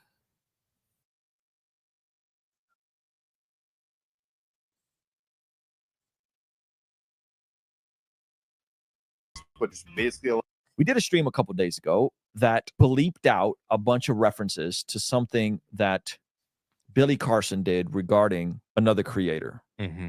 Now, some people are very upset. Ruslan, why did you bleep out all the words? Billy Carson is completely losing it. He is melting down. And his former shorts editor, YouTube editor, Anton, dropped this video exposing Billy Carson. It's called a video you don't want Billy to see. If you want to know what we bleeped out, I'm not going to bleep it out this time. I'm going to let Anton tell you. I've never seen dancing in a debate. Come on, man. And you got to be real. All this dancing around the bushes, you know what, guys, I'm forbidden knowledge. I don't dance around the bushes. Now, what's happening? Anton set up this debate with Wes Huff and Billy Carson. Billy Carson has this debate with Wes. Wes completely obliterates him. I'm not reacting to the debate yet, but I will soon enough. Billy threatens the moderator. But this is some of the crazy stuff Billy's saying. He says he issued a challenge. No Christian pastors would debate him. He finally gets a debate, and he just goes nuclear and is trying to sue people and take people down. I think he's threatening Anton with a lawsuit for this. So this is all alleged. I don't know if any of this is true. This is all alleged. This is all what's being said. And we'll look at some evidence here in a second. But Anton is trying to humanize him. And he's trying to explain why he thinks Billy hates Christianity. Wow. Okay. Maybe he says some things here I actually don't agree with him on, but let's just let him flesh this out. That's not who I am. You already know that. That's why y'all come to my rants. Because I don't dance around. I'm going to give it to you like it is, whether you like it or not. I'm going to give it to you like it is, period. You're going to give it to us like it is, but you won't give it to Wesley like it is because you can't. And I'm telling you right now, the Christians on this planet are responsible for half the problems we got. The Christians on this planet are responsible for half the problems we got. That's a crazy claim, dude. What is your issue with Christians? This is my conspiracy. Why I think Billy goes so above and beyond to try to make Christianity not seem legit. This is multifold, and I'll just break it down for you. Based off Billy's words, he was raised in a religious household. His dad, made him do Bible reports, and by a young age, he was at bars reciting Bible verse, telling me that Billy actually did read the Bible. Billy understood the Bible. Billy, maybe believed in Jesus Christ at one point. And then probably, if I had to guess, Billy's a smart guy. This guy is not an idiot by any stretch of the imagination. And in a lot of ways, he's incredibly intelligent. He's incredibly interesting. He's like very, very different type of person. And I have to assume that as Billy got older and matured in age, and maybe even in the Bible, he started to have questions, maybe things like about Deuteronomy and other harder to understand verses in the Bible. Old Testament topics, harder laws, that sort of stuff. And when he had those questions, maybe they got shut down by pastors. Maybe they just said, hey, you shouldn't question the authority of God, which I don't personally believe in. I think everybody should question. If you don't question how you grew up and religion and everything, you shouldn't believe anything off blind faith first. This is why apologetics exists. To give a defense, to give an explanation. Personally, that's my personal beliefs. And I have a inkling that Billy did that, and these pastors and these preachers, they didn't have answers for him. And being a smart kid, it probably got him to wonder, if this is true, why can't these pastors, why can't these preachers answer my questions? Right. That maybe created some doubt in him, or doubt in people who were Christian. I don't know. I'll also mention that it seems to me Billy didn't have a real experience of Christianity. And I say that. Okay, so this is the part where I probably disagree with Anton a little bit. He kind of hyper generalizes charismatics here, but he's really conflating, I think, hyper charismatics with charismatics. But let me let him flesh this out. As he talks about like people speaking in tongues and like the pastor running around and sweating and these things. So this to me tells me he was probably in some type of like Pentecostal charismatic movement. For me, that to me is not Christianity. I think that's like a whole separate religion. Yes, they talk about the Bible and Jesus, but I don't know. I just find that stuff very, very phony in a lot of ways. This is the only thing I would disagree with him on. I think that's a hyper generalization of charismatics. That there's a lot of charismatic churches that don't run around. The pastor's not sweating and they're not swinging off the chandeliers. They don't got flags. They're not speaking in tongues on a Sunday morning. My background in the occult, because I've seen other people do that in other, spiritual movements, and it's so similar and it's really dark and manipulating and all these things. So I have a sense Billy had a really.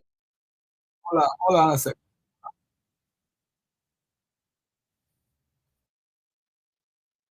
I want to catch the part where he's caught on camera, man. That's what I want to see. I want to see the camera one. I want to see that camera video. Where that camera video at?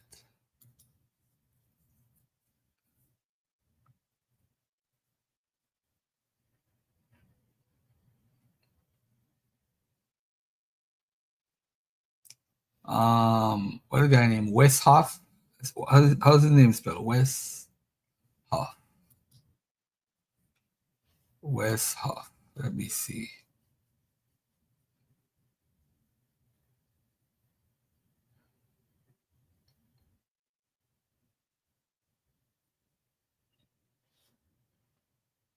Hold on 1 second, family. I just need to find this video where he came to his house.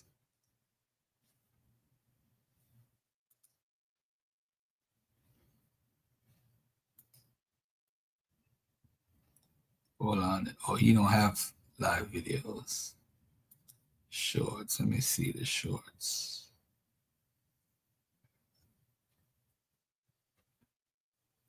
But how dare you go to somebody's house, though? So even after losing the debate, now he want to sue the guy.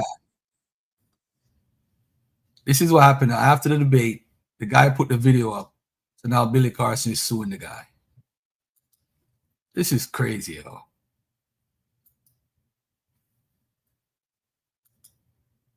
Billy Carson is attempting to sue me. For those of you who don't know, I was invited to interact with Billy on a podcast that he agreed to come on. It was not his podcast, where he was notified beforehand who I was and what we'd be talking about. After that debate took place, Billy attempted to suppress the footage. That didn't really work. I've released clips from that conversation. Well, Billy does not want you to see those clips and has sent me a cease and desist letter. I was really hoping that this could be an opportunity for Billy to learn, to see the major errors that he's been repeating and turn this into a learning experience. I even offered to follow up with Billy in order to show him how and where he could find accurate and credible resources in order to make sure that what he was saying was verifiably correct going forward in the future, so he and his audience could learn and proceed knowledgeably. Billy did not agree. But unfortunately for Billy, agreeing to a debate, losing that debate, and feeling embarrassed about that loss does not constitute legitimate grounds to litigate. Billy, I will agree to all the terms and conditions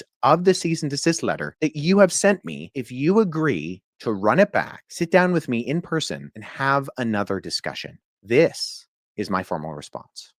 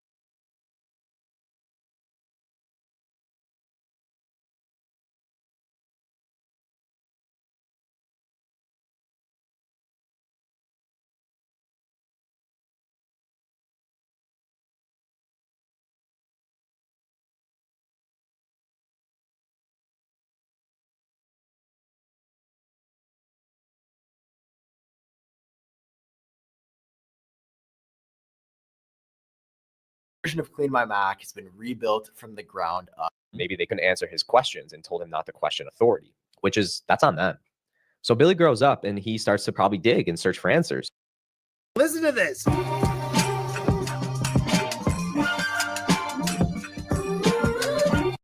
With a lawsuit for this. So this is all alleged. I don't know if any of this is true. This is all alleged. This is all what's being said. And we'll look at some evidence here in a second. But Anton is trying to humanize him. And he's trying to explain why he thinks Billy hates Christianity. Wow. Okay. Okay. Maybe he says some things here I actually don't agree with him on, but let's just let him flesh this out. That's not who I am. You already know that. That's why y'all come to my rants. Because I don't dance around. I'm going to give it to you like it is, whether you like it or not. I'm going to give it to you. Not going to say anything. I'm going to let him tell it, and you guys can piece it together. Go ahead. I've known Billy personally for over 10 years. I've been to his house. I've had dinner with his family. I've done business with him. He was also a client of mine for his social media. So I've helped push his. You freaked out so much that you were knocking at my client's door at 2:30 a.m. in the morning. Now I got to handle that situation. With legal papers, acting like you have the power to enforce some type of you got served. You guys, this is the type of person Billy is. Like, he does have a brain injury, so maybe there is something like literally wrong with him. I don't know. But this is like. Now I got to handle that situation. With legal papers, acting like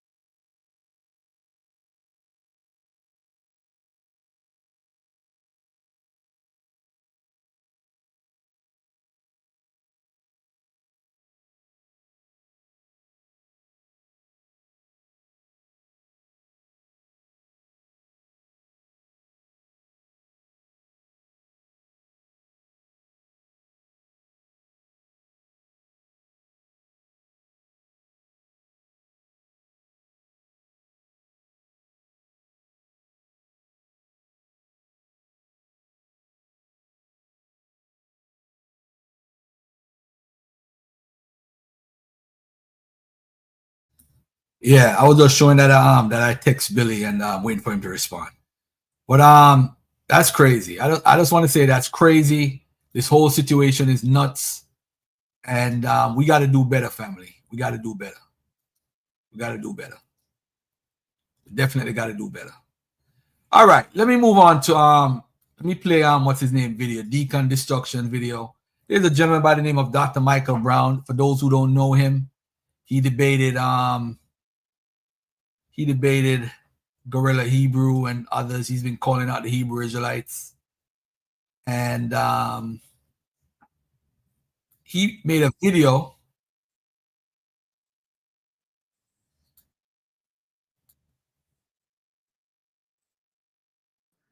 Freaky ass nigga, he is 69 God.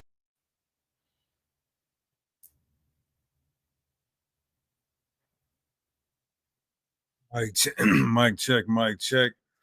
We live. All praises. Man, y'all. Freaky ass nigga, he's a 69 God.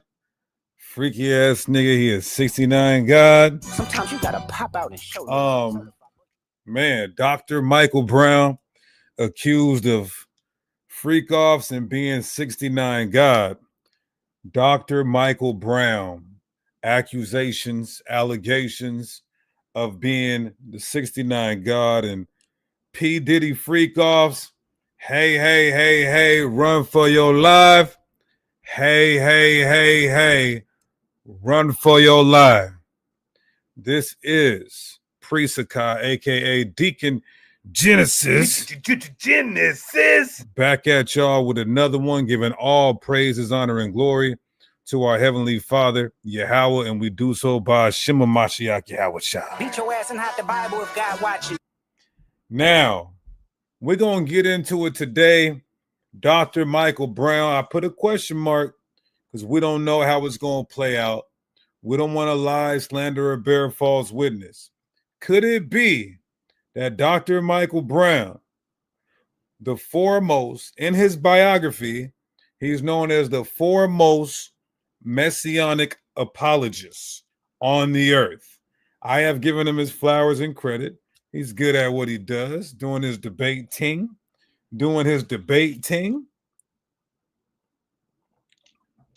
I still stand on when him and Dr. James White clash. Dr. James White always gives him the business, right? So we got some hot news, y'all. This just came out this morning, I believe. This morning we got some accusations. We got some allegations. It's crazy, y'all. Now, I was formerly a part of the Israelite group, Sakari, and I was a part of that debate team with Gorilla Hebrew Chief Priest versus Dr. Michael Brown. And, you know, going through figuring out what his points, our points, rebuttals, trap questions, all of that. So it's crazy to think that where we've come from, and I still to this day, let me share my screen. I still reach out to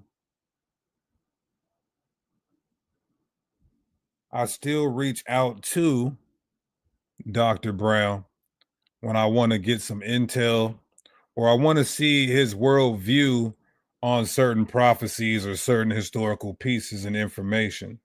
I still reach out to Dr. Brown to this day. How long ago was this debate, though? So this debate took place. Who were the real Israelites? This debate took place March 2023. March 2023 is when this debate took place, hosted by Brother Berean on Berean TV and moderated by Vocab Malone.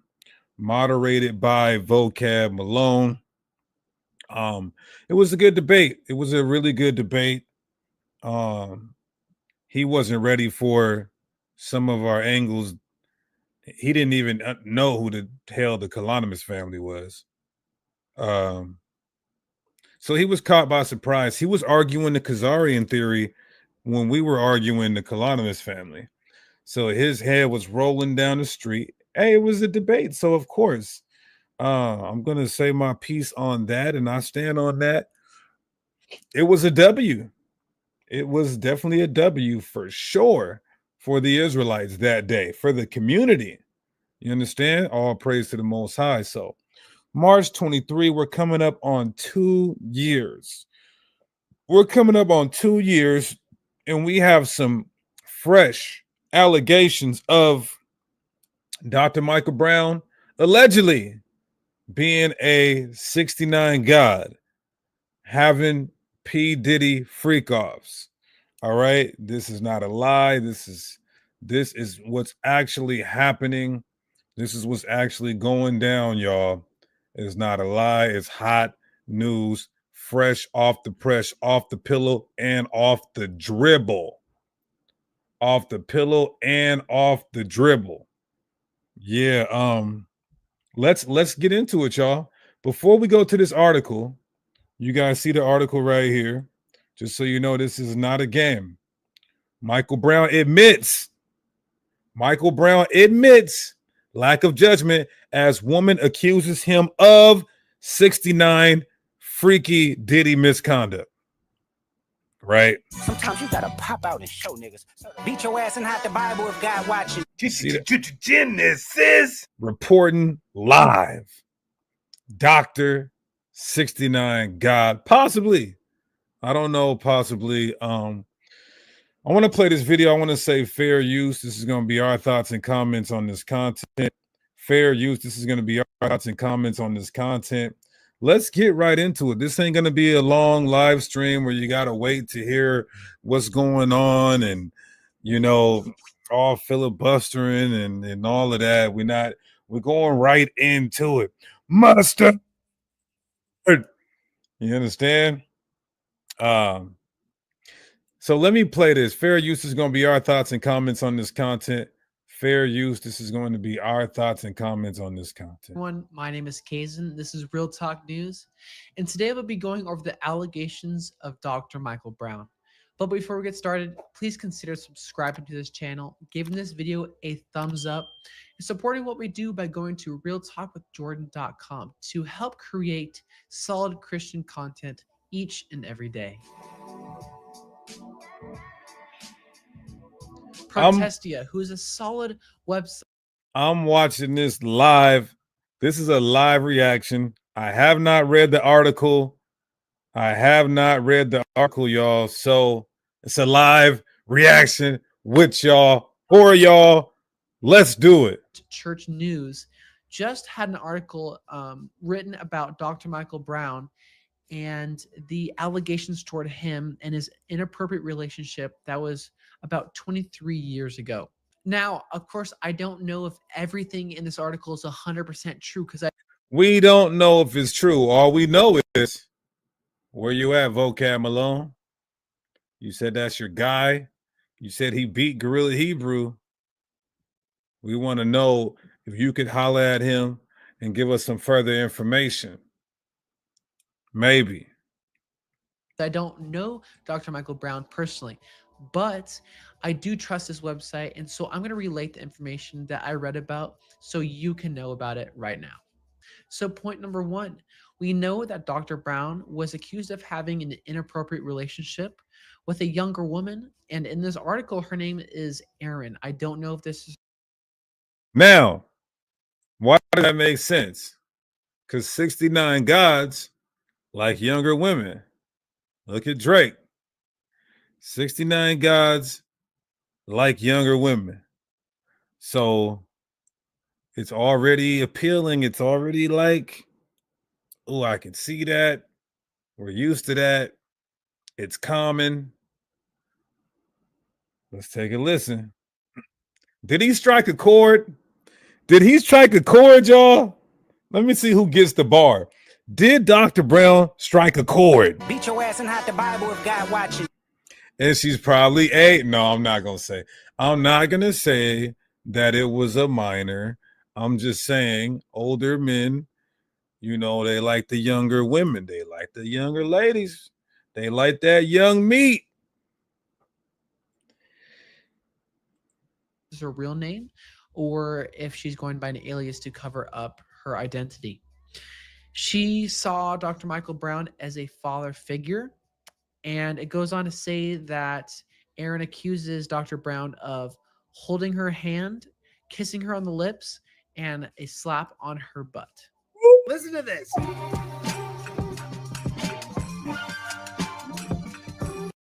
He put the commercial right at the slap on the butt. Yeah. Listen, it happens all the time in bureaucracies. What is that? That's like in your school, in your workplace, in your Now, church. this is kind of concerning. In your school, in your workplace, in your church. Now, he is a small hat. For those of you watching this, small hat 1948er. He is of the Jewish community. He is Ashkenazi. You know, I say this with all due respect. This happened in the 1990s. Why are they bringing this up now? Not saying he was correct. I thought this was something recent. I'm about to say shout out to the old guys trying to get their freak on. Well, look at the article. I'm looking at the article and I'm trying to make sense out of this. Look at what it says right here.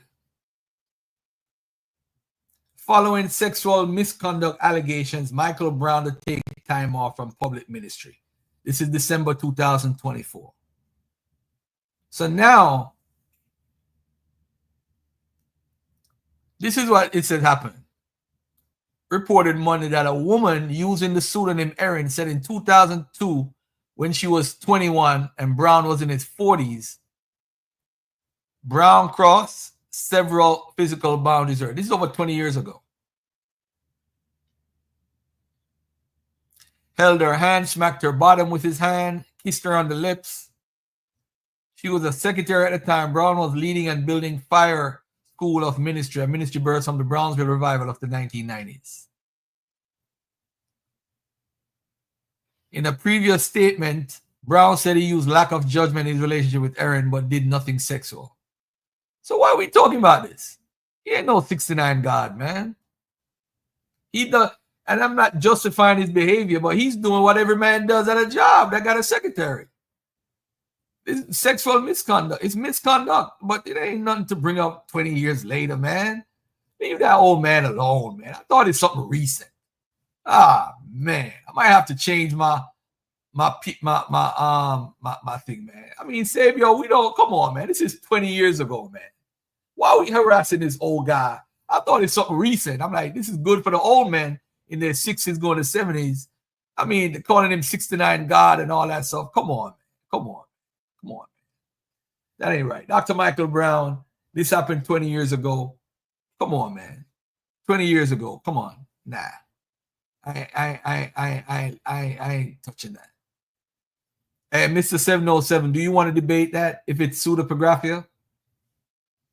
Do you want to debate that? All right. Now let me go to this video right here. There's this guy by the name of Sam Shamoun or whatever his name is. He's the most disrespectful Christian I've ever seen in my life. Him and Hakah had a back and forth. I'm going to play that in a second. But listen to this guy talking to GMA. This guy is a piece of trade for demons, and that's why they're warned not to do so. Okay. And so, is it true historically? Is it true historically that at Corinth you pronounce it? It's Hawashima. And then what's the last? How do you pronounce the last? Banya Hoda. So it's not En Jemima? Okay, what's up? Yeah, go ahead. What's the question? My question is: are the Corinthians that Paul wrote to, are they Israelites or non-Israelites? They are true Israelites. They are true Israelites, ethnic Israelites. No, spiritually. That's what makes you a true Israelite, not externally, physically. Okay. How do you reconcile that with 1 Corinthians 10:1? Very simply, read 1 Corinthians 10:14 all the way. Are you saying there were ethnic Jews that were worshiping gods and goddesses in the temples? I never said they were specifically Jews. No, but I'm answering your what I am question. saying- If you heard my answer, in 1 Corinthians 10, whoever those Corinthians were, they had a history of going to the temples and offering sacrifices to idols who are demons, and that's why they're warned not to do so. Okay. And so is it I true got you. historically, that at Corinth, you had Gentiles, or not ethnically Jews, would go to the temples and they would worship their gods and goddesses? Right. I'm familiar with that. Okay, so yeah, that's how I get 1 Corinthians 10. I got you. If you'd allow me to read the first verse. I know. Our fathers were under the cloud and under Moses. I know what you're reading. Okay, beautiful. So Okay, now can you go to Galatians 3? Galatians 3. Yep, read 26, 29. I know what you're reading. That our fathers were under the cloud and under Moses. I know what you're reading. And so you think that this means ethnically these were the descendants of Moses. This is why I said no, because if you read Paul in context, read for me Galatians 3, 26 to 29. Okay, it says, "For ye are all the children of God by faith in Christ Jesus. For as many of you as have been baptized into Christ have put on Christ. There's neither Jew nor Greek, there's neither bond nor free, there's neither male nor female, for ye are all one in Christ Jesus. And if ye be Christ, then you are Abraham's seed and heirs according to the promise." So the Greeks, who are not Jews ethnically, are the seed of Abraham? You just read it. Yeah. Okay, so that's why Paul in 1 Corinthians can say to Gentiles who are not ethnic Jews, Moses and the Israelites are our fathers, because Abraham is our father when we are in Christ Jesus. Now, can you read one more thing for me? Sure. Go to Romans 2, 26 to 29. "Therefore, if the uncircumcision keep the unrighteousness, or keep the righteousness of the law, shall not his uncircumcision be counted for circumcision? And shall not uncircumcision, which is by nature, if it fulfill the law, judge thee, who by the letter and circumcision does transgress the law? For he is not a Jew, which is one outwardly, neither is that circumcision, which is outward in the flesh, but he is the Jew, which is one inwardly, and circumcision is that of the heart and the spirit, and not in the letter, whose praise is not of men, but of God." So Paul just told you a true Jew is one spiritually, who's circumcised spiritually by the Spirit. So if you're ethnically a Gentile, but you are born of the Spirit, circumcised, you are now a true Jew, a true son of Abraham. Abraham is your father, and so is Moses. So what else question do you have? Well, if not to be disrespectful here, but I do disagree with your logic on why those Corinthians would be non-Israelites. This was my life before Monday Death. And this is my life now. Oh, definitely. Oh, that was the wrong video. I'm sorry. This is the one with Priest Hakah. I've never watched this video. I just saw it on YouTube and I said, let me check it out. All right, but listen to him at the beginning. The big kahuna. Deaconess Sakari. Let's see what this girl's going to say. We got the big fry. He called him Deaconess Sakari. We're going to see what this girl go on. And that's all I heard at the beginning. I ain't listened to the whole thing yet. But check this out. We got the big fry, the big kahuna. Deaconess Sakari. Let's see what this girl's going to say. Okay, what's up? Mr. Shamoun, we finally meet. You worship a false god, right? You don't worship the Trinity?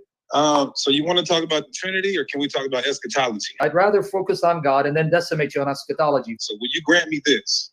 If we talk about the Trinity, yeah, then we have to talk sure. about eschatology following after. I will definitely do it and prove that you're a fake Israelite. You're not a true Israelite. Okay, and I'm going to prove you're a fake Assyrian. I don't care, because I don't need to be Assyrian to be saved. But you think in your demonic mind you need to be an Israelite to be saved. So I'll bury you in that argument. He only came to the Israelites. You sure about that? 24. You sure about that? Quote that again. Matthew 15:24. Okay, now go to Matthew 10. Go to Matthew 10. Go to Matthew 10. No. If you don't go to Matthew 10, I'm going to block you and muzzle you. Go to Matthew 10. You run from Matthew 15. No, because it's the same thing in Matthew 10, 5 to 6. I know you're biblically illiterate. Okay. You only know two verses. Go ahead. All right. Now I'm going to read Matthew 10, 5 to 6 for you. Thank you. Appreciate it. All right. Now go to Matthew 10, 5 to 6. Hold on. Remember what you said. Jesus is only son. I'm there. Okay. Well, let me read it. Can you breathe? Matthew 10, 5 to 6. These 12 Jesus sent forth and commanded them, saying, Go not into the way of the Gentiles, and into any city of the Samaritans enter ye not. Right? But go rather to the lost sheep of the house of Israel. Just like what Jesus said in Matthew 15:24. But you agree with me, right? They don't go to the Gentiles. The Gentiles here are not the sheep of Israel, right? Correct. Okay, you agree. I want everyone here. Say it a little louder, Deacon. I agree that he's Matthew 15 is what I Okay, but the Gentiles here, they're not the lost sheep of Israel, right?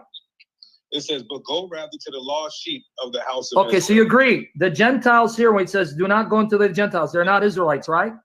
Yes, true indeed. Okay, Matthew 10, 17, 18. Matthew 10, Okay. 17, 18. We're going to Go read it ahead. for you now. Oh, well, be patient. Breathe. But beware of men, for they will deliver you up to the councils, and they will scourge you in their synagogues. And ye shall be brought before governors and kings for my sake, for a testimony against them and the Gentiles. So are they going to bear witness to the Gentiles? It didn't say that anybody was getting salvation. You want to bet? Witness to the Gentiles. Let's go to Matthew 24, 14, because now I'm going to bury you deeper. Matthew 24, 14. I'm going to hang up on you, Deaconess. Matthew 24, 14. You got busted. Booyah. Let me read it. And this gospel of the kingdom, shall be preached in all the world for a witness unto all nations, and then shall the end come. Now, Matthew 12, 18 to 21. Booyah shaka. Matthew 12, 18 to 21. You biblical illiterate. Behold, my servant, whom I have chosen, my beloved, in whom my soul is well pleased. I will put my spirit upon him, and he shall show judgment to the Gentiles. He shall not strive. Well, let me finish. Stop barking, dude. Hold on. He shall not strive, nor cry, neither shall any man hear his voice in the streets. A bruised reed shall he not break, and smoking flax shall he not quench, till he send forth judgment unto victory. And in his name shall the Gentiles trust. Booyah in your face, booyah shaka. So the Gentiles are going to trust in I get who? the rebuttal. This is my time to rebut. Yeah, go ahead, rebut. Okay, perfect. So you go to Matthew 10 and you try to say that it was about bearing witness. That was eisegeting. Then you go to Matthew 20:12. He said he's Do you going to believe show there's a context to Matthew, or you like to the take verses out of Gentiles. context? Judgment to the Gentiles is not granting them eternal salvation. Yes, it is. Now, I wanna 21. know, was Jesus Yes, Christ it is. lying? 21. 21 in I your wanna face. It says they're going to trust in his name. Stop lying. you said If you they was trust gonna in let his me name, what rebuttal. happens? I want to know, was Jesus Christ lying when he said, I am only sent to the lost sheep of the house of Israel? I Yes, want to sir. know, was Jesus Christ lying when he says, through the disciples, they'll make disciples of all nations, and all nations will trust in him and hear the gospel? Was he lying? Okay, now notice how I'm going to answer you, but you're not going to answer me. No, I just the answered reason you. why Jesus has to, let me answer. The reason why Jesus has to told the disciples to go to all nations is because the Israelites were scattered in That's all not what he nations. says. You're Was he lying. lying? That's Was not what he lying said. when he said they were That's that not he's what only he sent to said. Israelites? Quote me where he said Was he that. That's lying? why he's going to the Was he nations. lying when he said he's only I'm sent going to to hang up on you Israelites? if you don't show me. Show me where he says you're going to the nations because of the Israelites among them. Stop adding to the words I'll of show you. Jesus, I'll you show son you. of the I'll devil. show you. Quote it. I'll show you. Show it. I'll show you. Quote it. So go ahead. Give me one at a time. 15:24, he said he is Matthew only 15:24. Okay, yeah. sent. Yeah. Okay. There we go to Matthew 15:24. See, he's a clown. You see? He's a joke. Booyah shaka. Booyah shaka, deaconess. You got schooled, sucker, and it's now recorded. While Jesus is on earth physically, bodily, he limited himself to the tribes of Israel and would only visit the areas in which there were Israelites. Why? Because it's Hold on. So that's where they make a video say he beat up Deacon. I want Deacon and him to debate in an orderly fashion, man. I want to see him and Deacon go back. I'm like, you're a touch. What the hell was that? That means he won the debate. He kicked him off, blocked him, and then he said he beat up Deacon. I don't know who made these videos, man. I don't watch videos before I come on. I like to watch so I give a real live reaction. I watched like the first 10 seconds when he called him Deaconess and called him girl. I thought it was funny. But him and Deacon, I'm gonna try to set up a debate with him and Deacon, man. Yeah, you're a touch. That was nuts. He didn't give Deacon a chance to talk. Booyaka, booyashaka, booyashaka. And then he thought he won. I'm like, come on, man. Stop that, man. That's crazy. That is nuts. You got to do better than that. You got to do better than that to say you beat somebody up, man. Come on, man. That's like me arguing with somebody in the chat and say, I beat you up. And see, it's on record. I beat you up. I beat you up, man. I beat you up.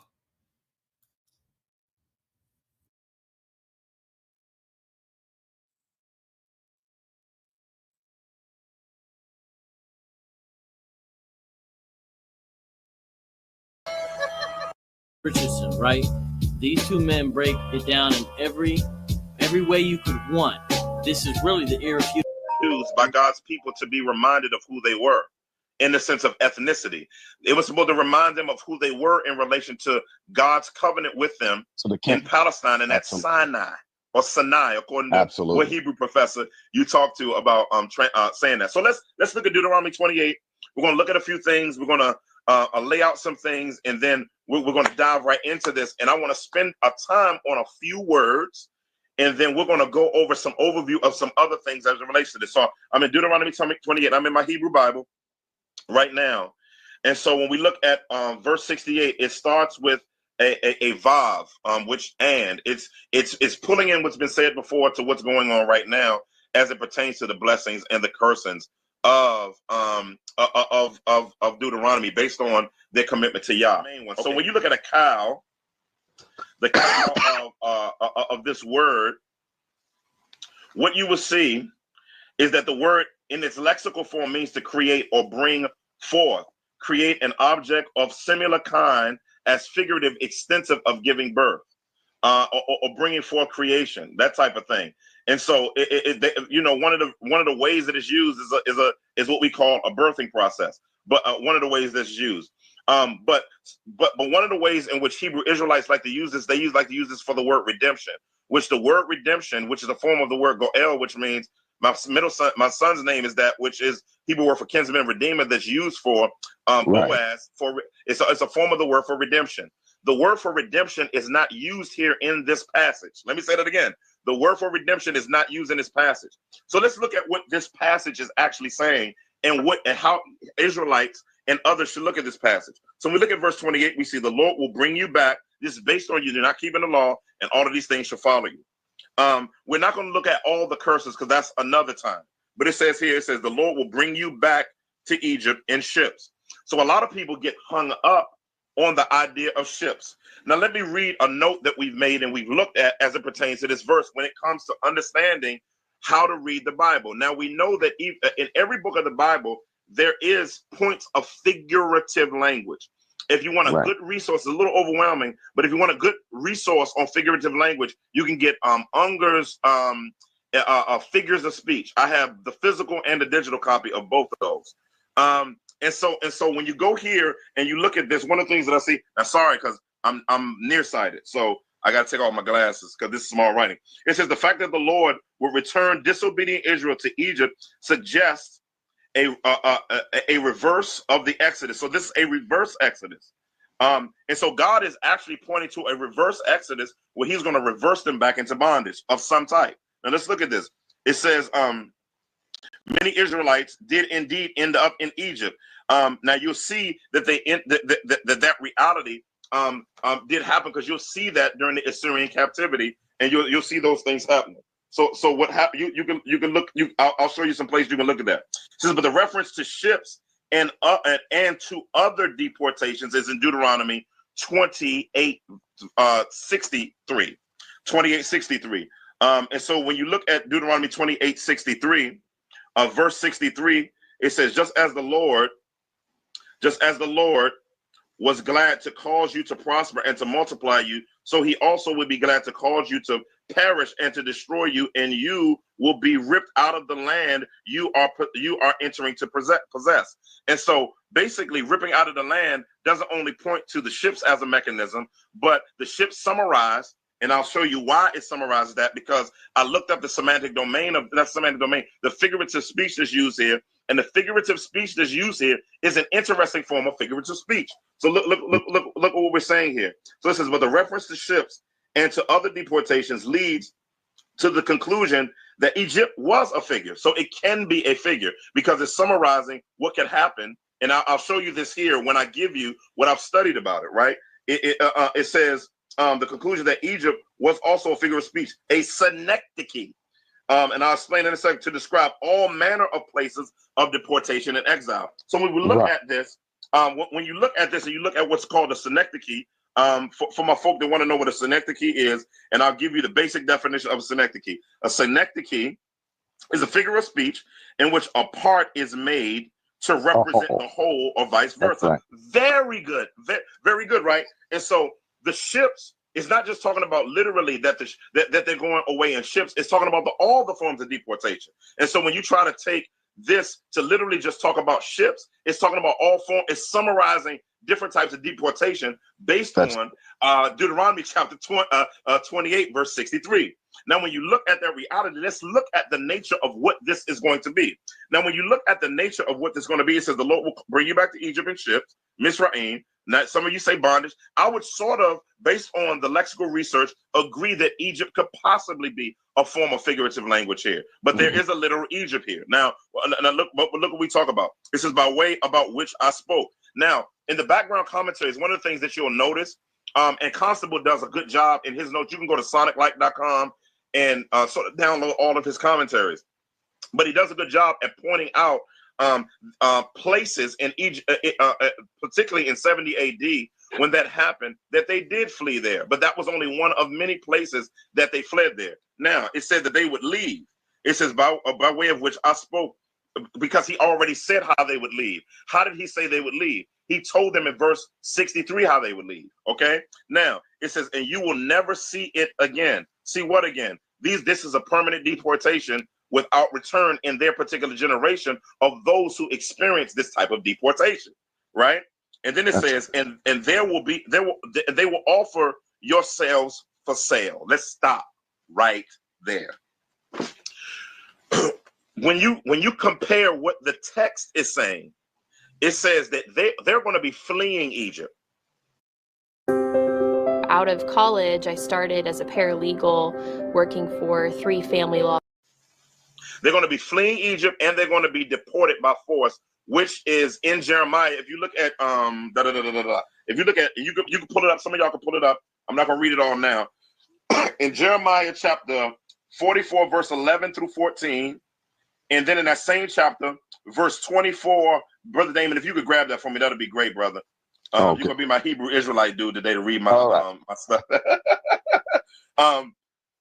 Jeremiah 44, 11 through 14, and verses 24 through 30 talks about a reference to Egypt of them being actually disobedient by not submitting to Jeremiah's prophecy for them to willingly go into Babylon based on Jeremiah chapter 29.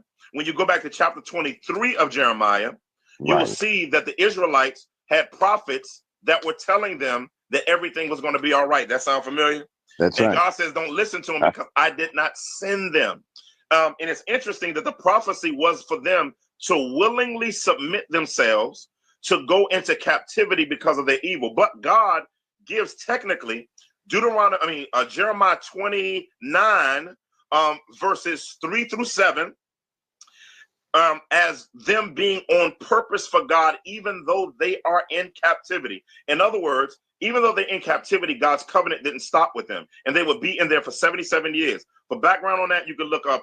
You can look in Malachi. You can look in Zechariah. You can look in Ezra. You can look in Nehemiah, and you can look in Ezekiel. And those are just some places of pre-exilic, exilic, and post-exilic. Okay. Hope I'm not going too fast. And so when we look at that reality, look what happens when they get there. I'm pulling back out my New American Standard. All right. Which verse? Go ahead to the first one, 44, 11 through 16 first.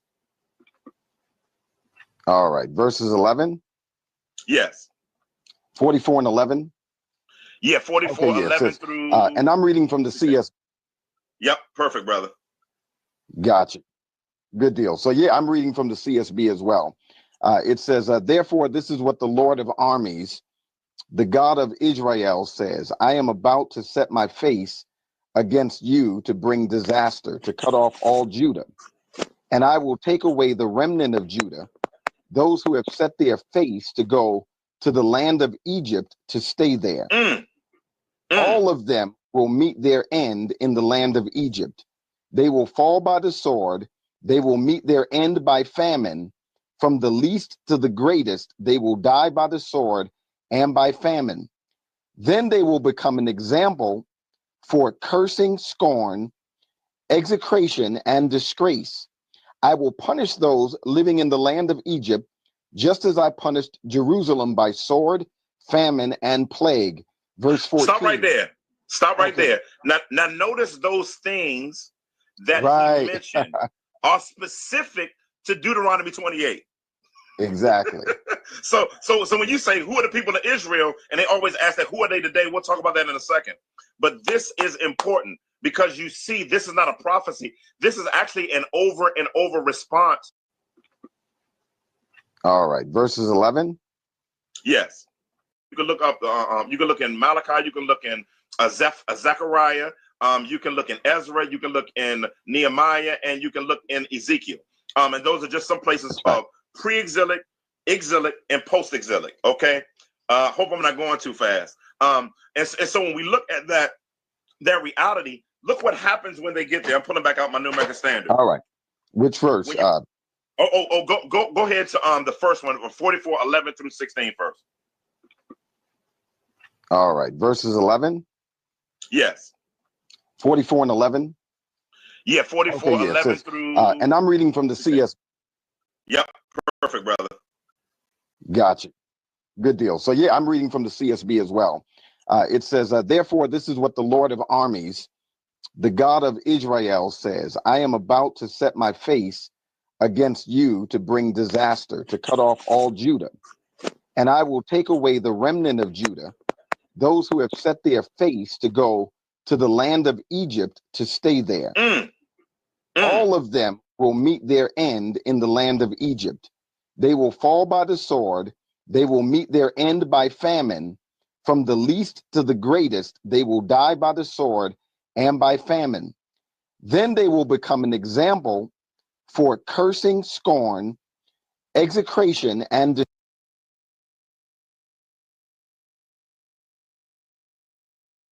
disgrace. I will punish those living in the land of Egypt, just as I punished Jerusalem by sword, famine, and plague. Verse 14. Stop right there. Stop right there. Now notice those things that he mentioned are specific to Deuteronomy 28. Exactly. So when you say who are the people of Israel, and they always ask that who are they today, we'll talk about that in a second.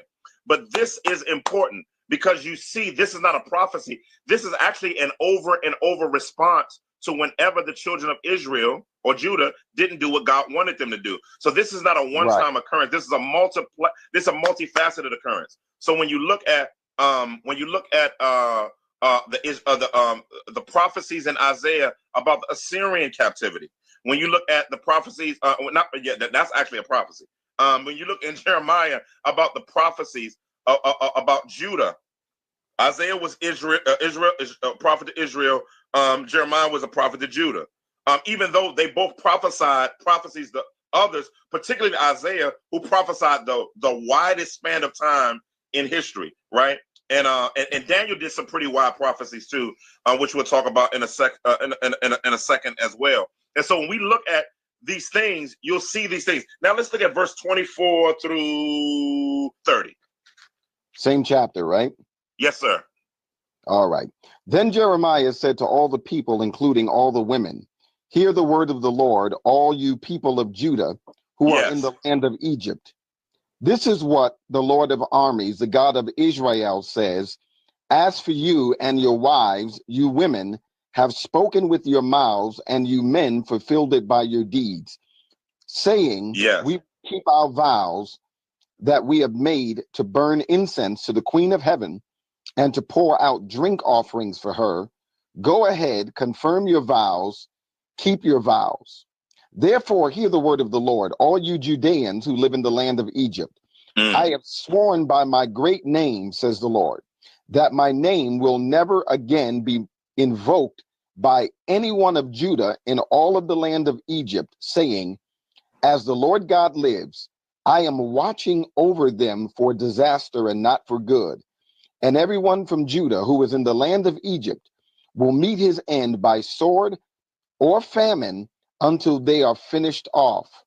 Those who escape the sword will return from the land of Egypt to the land of Judah, only few in number, and the whole remnant of Judah, the ones going to the land of Egypt to stay there for a while, will know whose word stands, mine or theirs. This will be a sign to you This is the Lord's declaration. Wow. And so you see the parallels. We don't have time for me and Pastor Damon Pastor Damon, if you see any of the parallels, if you could just look up real quick, well, I'm gonna do some teaching. If you could look up some of the parallels for Deuteronomy 28. I mean, not Deuteronomy, within Deuteronomy 28 that parallel to those, so we can take them to those specific verses on famine, issues with your wife, and all of those different things to show people that these things that happened took place. So if you're using it as a prophecy, the problem with it, if you're saying that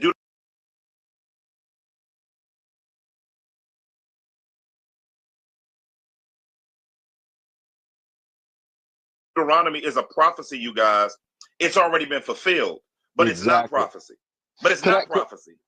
Yeah, go ahead. If I could say this, and that the text that you read is an excellent text, because it does show that the parameters of the use of the word Egypt is not just literal, but it is also figurative, as in any place that they are carried back into bondage. But there are some things in Deuteronomy chapter 28 that are worth, there are some other things that are worth considering. Also, for instance, verse 36, it says that they will be brought into the foreign nation with their king. And so the interesting thing is that if the Black Hebrew Israelites are going to contend that the transatlantic slave trade was a fulfillment of this particular prophecy, one of the things that they would have to be able to prove is that the king of the nation, and of course, history shows us that Africans were brought from all over West Africa.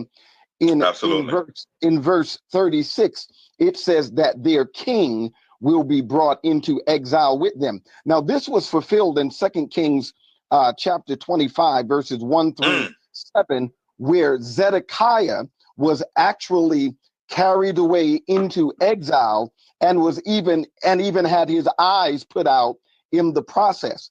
And so he was carried away with the Israelites into exile. And so one of the things that you pointed out that was really excellent is that Jewish fulfillment does not occur just one time. It reoccurs. It's what Jews call Pesher interpretation. It's a this is that. And so they saw fulfillment happen over and over and over again. Another interesting thing is that in verse 63, the text tells us that they will be plucked out of their own land. And the Bible, the Hebrew, uses this particular word for the exile in many other places. In other words, they will be rooted out of their own land. And so this makes West Africa an impossible place, because the land that this text is talking about is Eretz Yisrael. That is the land of Israel. Yeah. It is not Africa. They would be plucked out of Hold on. Say that again, Doc. Say that again. Absolutely. So verse 63 says that they will be plucked out of their own land, which is Eretz Yisrael. That is the land of Israel. They would not be plucked out of the diaspora. They would not be plucked out of somewhere in Africa, West Africa, East Africa, or Central Africa. They would be plucked out of their own land and carried into exile. And every example of this prophecy being fulfilled throughout history, whether you're talking about the Assyrian exile, they were carried away from Israel. The Babylonian exile, carried away from Israel. In 70 AD under Titus, they were literally transported from Israel, from Jerusalem by ship to Egypt. In the early 2nd century, Hadrian the emperor transported from Israel to Egypt. In every case where this prophecy is being fulfilled, they were uprooted and plucked out of their own land, not out of the diaspora.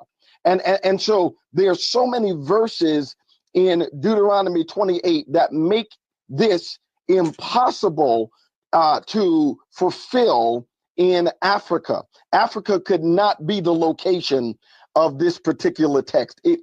It could not be. Another piece is that in verse 53, we just read in Jeremiah chapter 44, talked about the famine. Well, in verse 53, the famine would be so great that the Israelites would eat their children. They would literally resort to cannibalism. Well, you find fulfillment of that in the Babylonian exile. Jeremiah wrote about it in Lamentations chapter 4 and verse 10. There are no historical examples of this in American history, that is during the period of slavery, where Black Africans resorted to cannibalism as a result of some famine. But this has not only biblical parallel, but historical parallel, that not only would there be an exile, but that there would be a famine, and we find places in scripture where that was fulfilled multiple times. Absolutely. Yeah, that's real good, because one of the things that you look at, even when you look at verse 48, you're not a child, you're a man. So stop wearing so many layers to go outside and get the bearskin towel.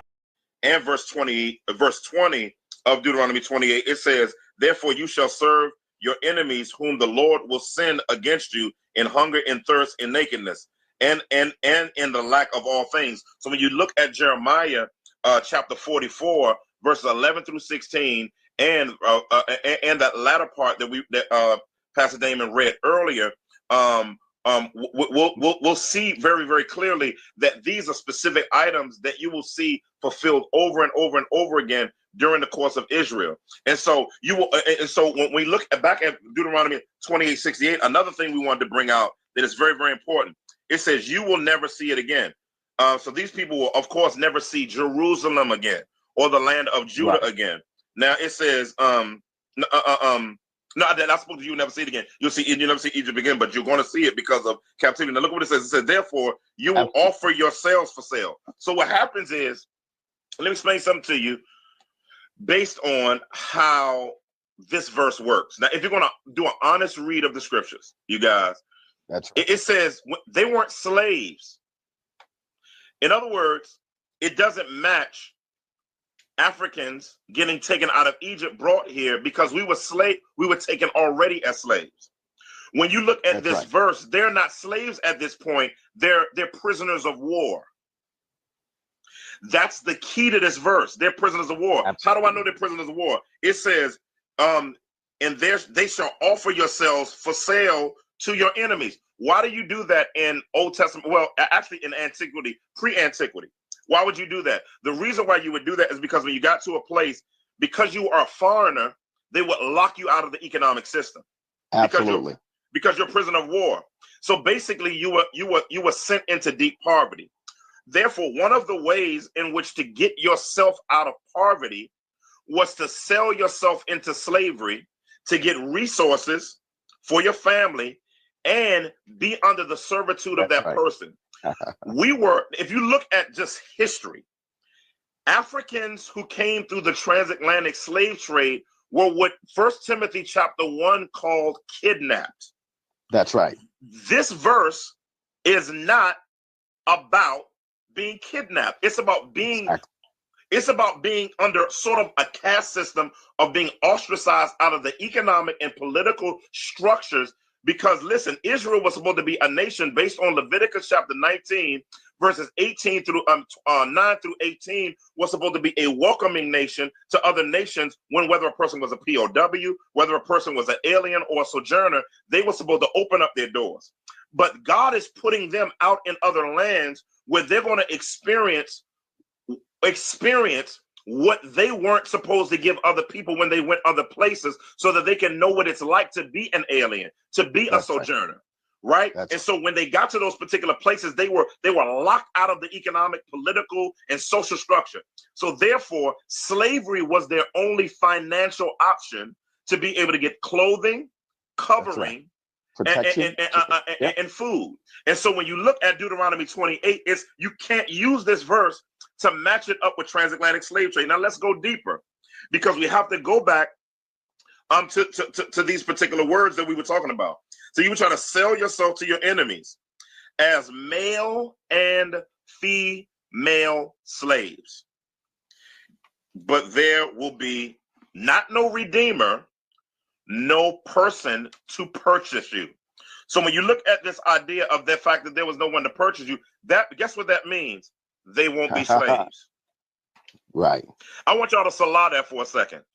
The Israelites were not going to be slaves in their captivity. If you go back to Assyrian captivity, if you go to Babylonian captivity, if you go to Persian captivity and you study, no, Judah, you can't come on the video, brother. We talking now. We appreciate you coming on, Judah, Israel. When you go to those passages, name one time in those passages where they were slaves. Actually, you sort of see the opposite. You see when God blesses them in the midst of their captivity, he says, I will give you a future and a hope. You know, that's what he says in verse 11 of Jeremiah 28. Where do we see him giving them a future and a hope? Daniel and Hananiah, Meshach, Azariah, or Shadrach, Meshach, and the bad Negro, as the black preacher says, they got opportunities by God's grace to still be salt and light within the framework of a fallen structure. If you look at Nehemiah, that's an example of that. If you look at even Ezra, even though Ezra wasn't a political leader, he was still able to function as a spiritual leader. When you look at that, see, that's case closed there. They weren't even going to be slaves. So when you now say the transatlantic slave trade, us being slaves coming in, that just puts the nail in the coffin, family. So what are we saying? What are we saying? We say this in love. We love you guys. Like, we're not walking around excluding people from the covenants of promise. We're not doing that. We're actually calling you to the biblical covenant of promise. Now, what happened in the New Testament is something interesting, or New Covenant. You see something interesting in 1 Peter chapter 1. And it's true. It is possible to use this proven stock market predicting trading software that uses artificial intelligence. God does something interesting in his talking to them. He says, Peter, an apostle of Christ Jesus, to those who reside as aliens, scattered, and this is pre-70 AD, throughout Pontus. Sabio, are you there? Sabio. Yo, what up? I need you for 5 minutes. I gotta take a break real quick. So yeah. Need you to drop some, just talk about what they're talking about or whatever. Anybody else want to jump on the stage, just click the link, because I gotta take a 5-minute break. I gotta take this phone call real quick. All right, go ahead, Sabio. Floor is yours.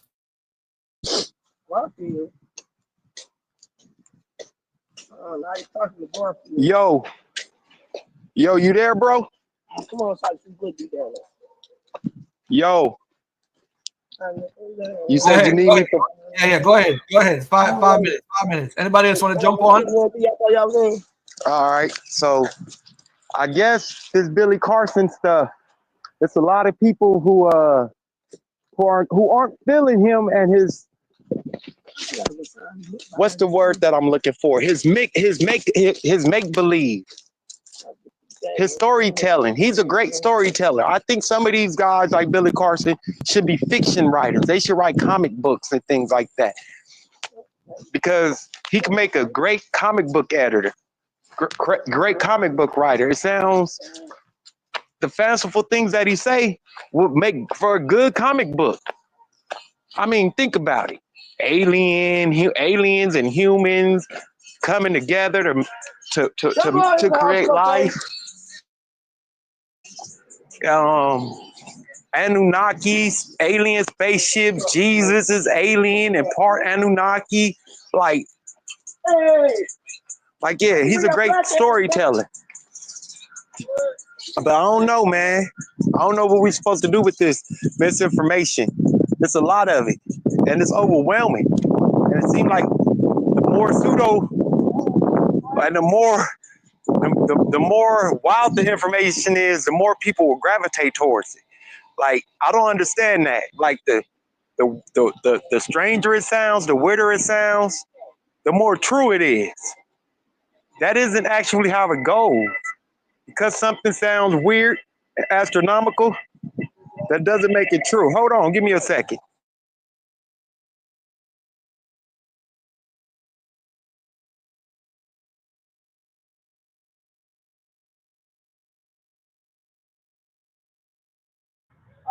Yeah, that was a call. I just ordered some food. And they was just telling me it's ready and shit, so I got to go pick that up. But yeah, man, I don't know. There's like a level of unsophistication that has become the dominant strain. And if Billy Carson is the people y'all getting y'all info from, I think y'all really need to check yourselves. Like, for real. It's at this point where if misinformation is what you're looking for every day, you really don't have a life. Your life is really boring and it's really sad. I'm gonna say it. If you're looking for things to just make you feel good, but it's not factual, your life is really sad. Go ahead, bro. All right, cool. Let me get back to this video real quickly because they were getting to 70 AD. Slaves. So when you now say the transatlantic slave trade, us being slaves coming in, that just puts the nail in the coffin, family. So what are we saying? What are we saying? We say this in love. We love you guys. Like, we're not walking around excluding people from the covenants of promise. We're not doing that. We're actually calling you to the biblical covenant of promise. Now, what happened in the New Testament is something interesting, or New Covenant. You see something interesting in 1 Peter chapter 1. And God does something interesting in his talking to them. He says, Peter, an apostle of Christ Jesus, to those who reside as aliens, scattered, and this is pre-70 AD, throughout Pontus,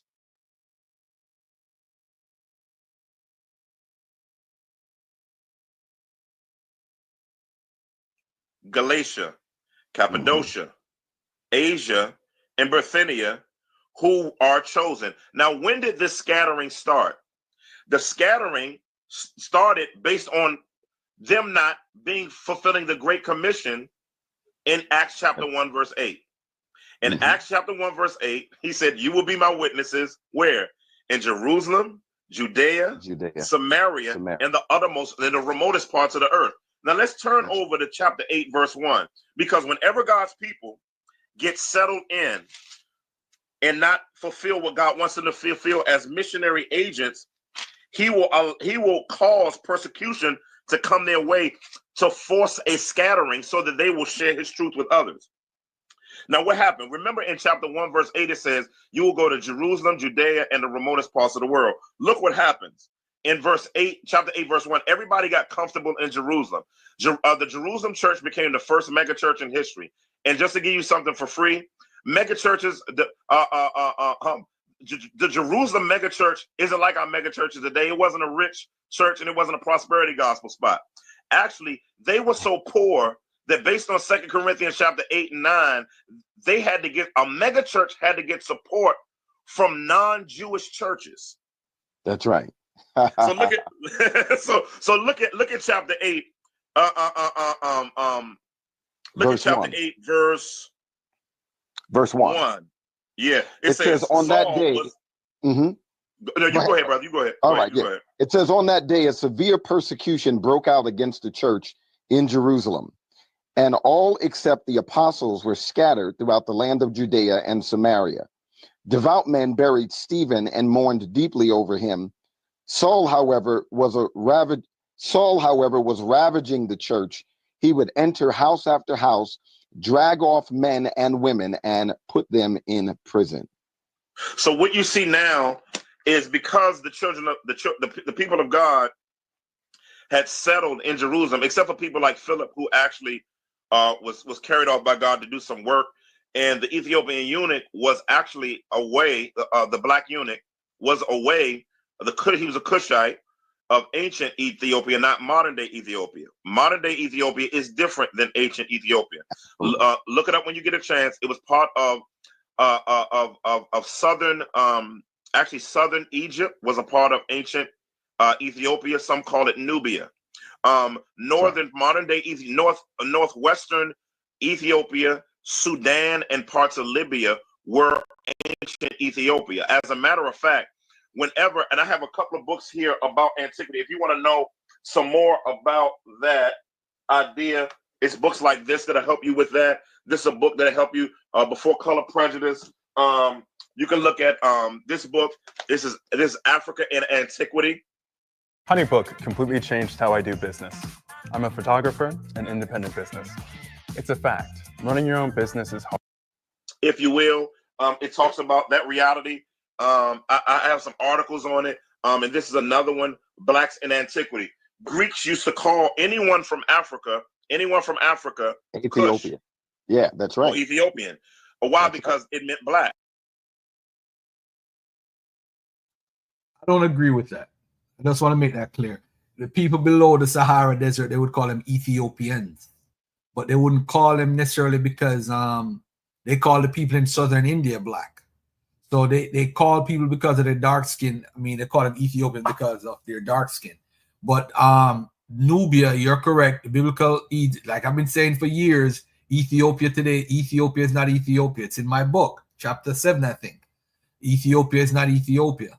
We think ancient Ethiopia is not the Ethiopia that the Bible is referring to is not the Ethiopia of today. All right, that's a point that needs to resonate with everybody. Good job, though, Dr. Mason. And so, they generalize everyone, and we could talk about that at another time.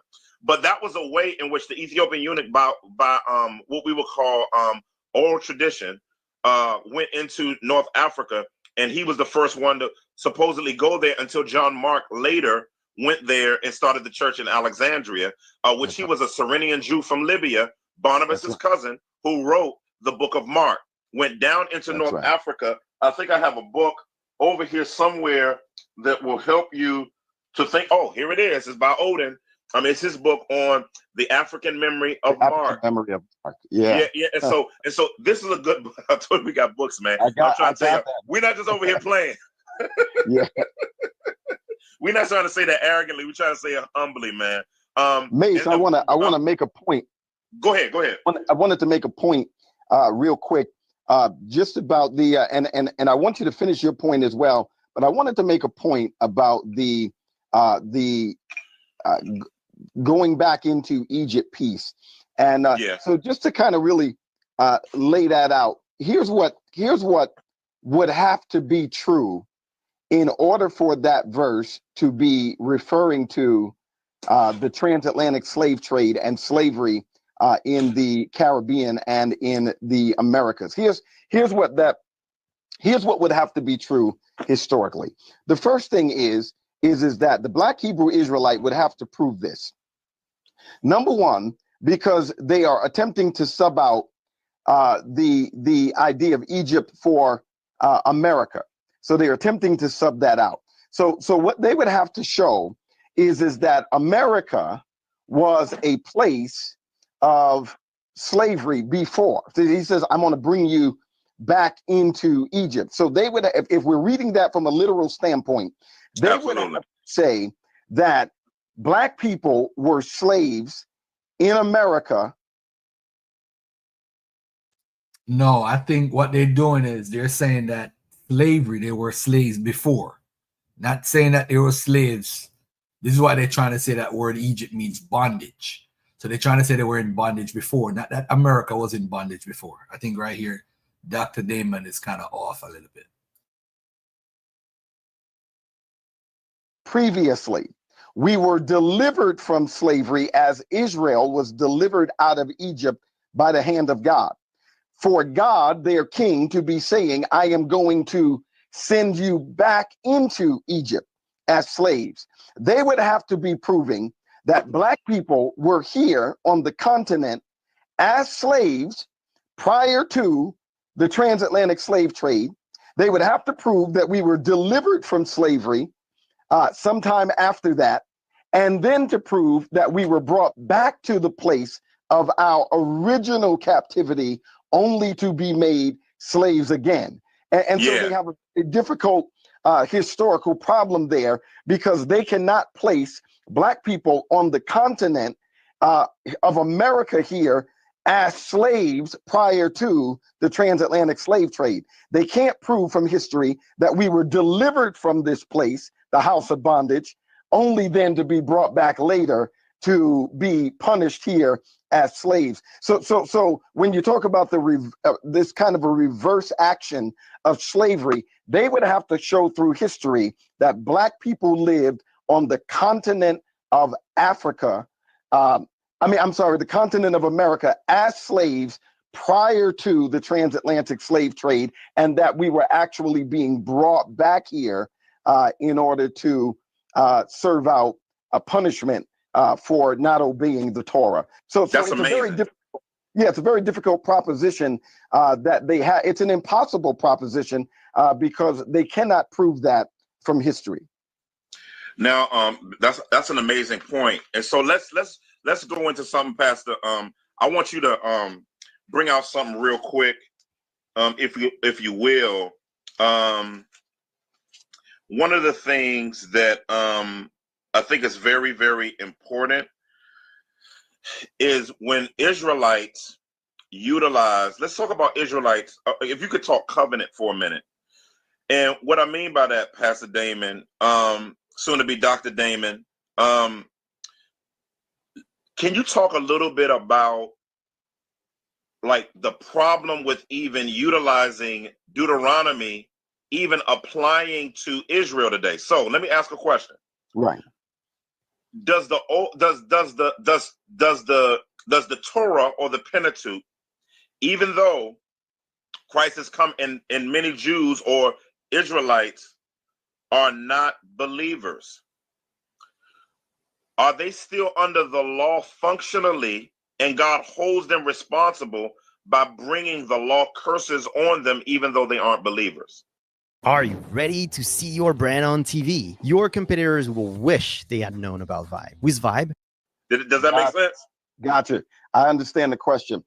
Let me answer the question. Let me start off by answering the question right out of Deuteronomy chapter 28. I think it's important to establish what kind of covenant even was going on here. In Deuteronomy, what you have here is out of the ancient Near East, you have a suzerain treaty that is structured in a very similar way to what you would call the suzerain vassal Hittite kind of treaties, where they were all structured in the very same way. In fact, when you're reading the book of Deuteronomy, you see the exact same Hittite-like structure. There is a historical prologue where the king introduces himself.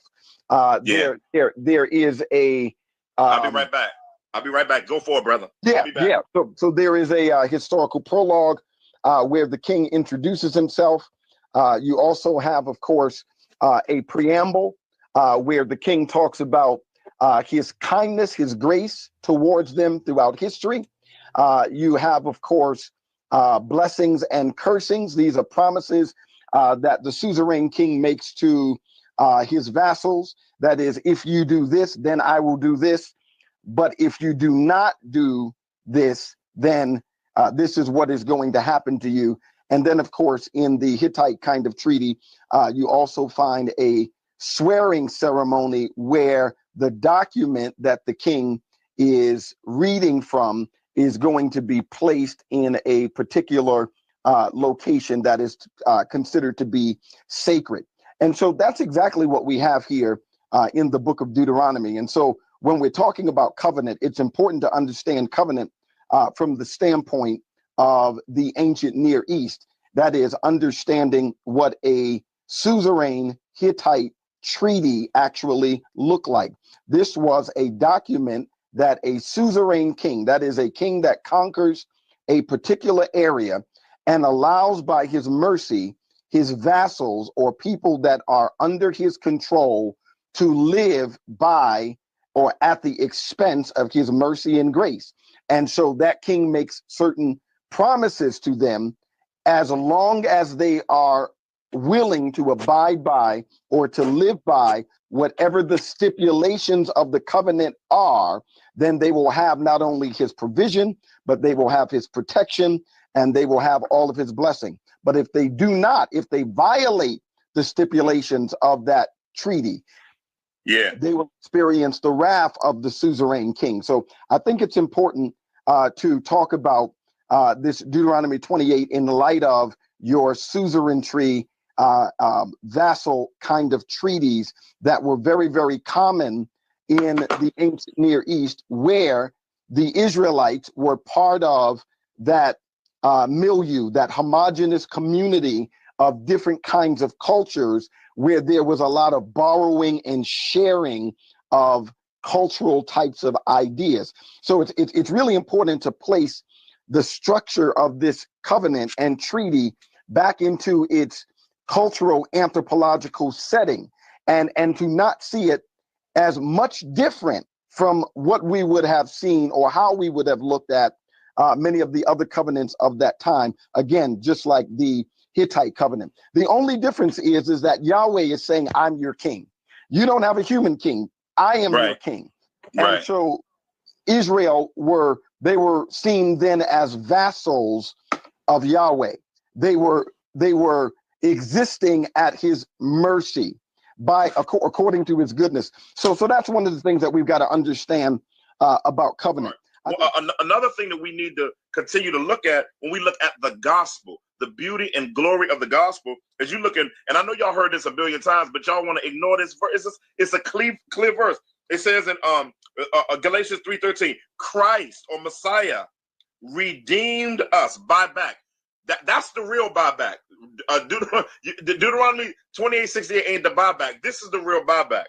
We need to preach a sermon called the buyback, Doc. But anyway, Christ redeemed us from the curse of the law, having become a curse for us. For it is written, "Curses anyone who hangs on a tree." When he says that reality of the fact that that Christ will become a curse, really, what you must understand, the latter part of Deuteronomy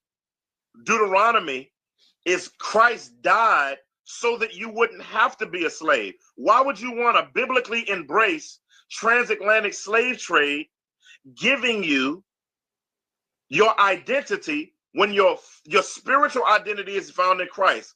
We're not dogging natural identity. Let me say this real quick.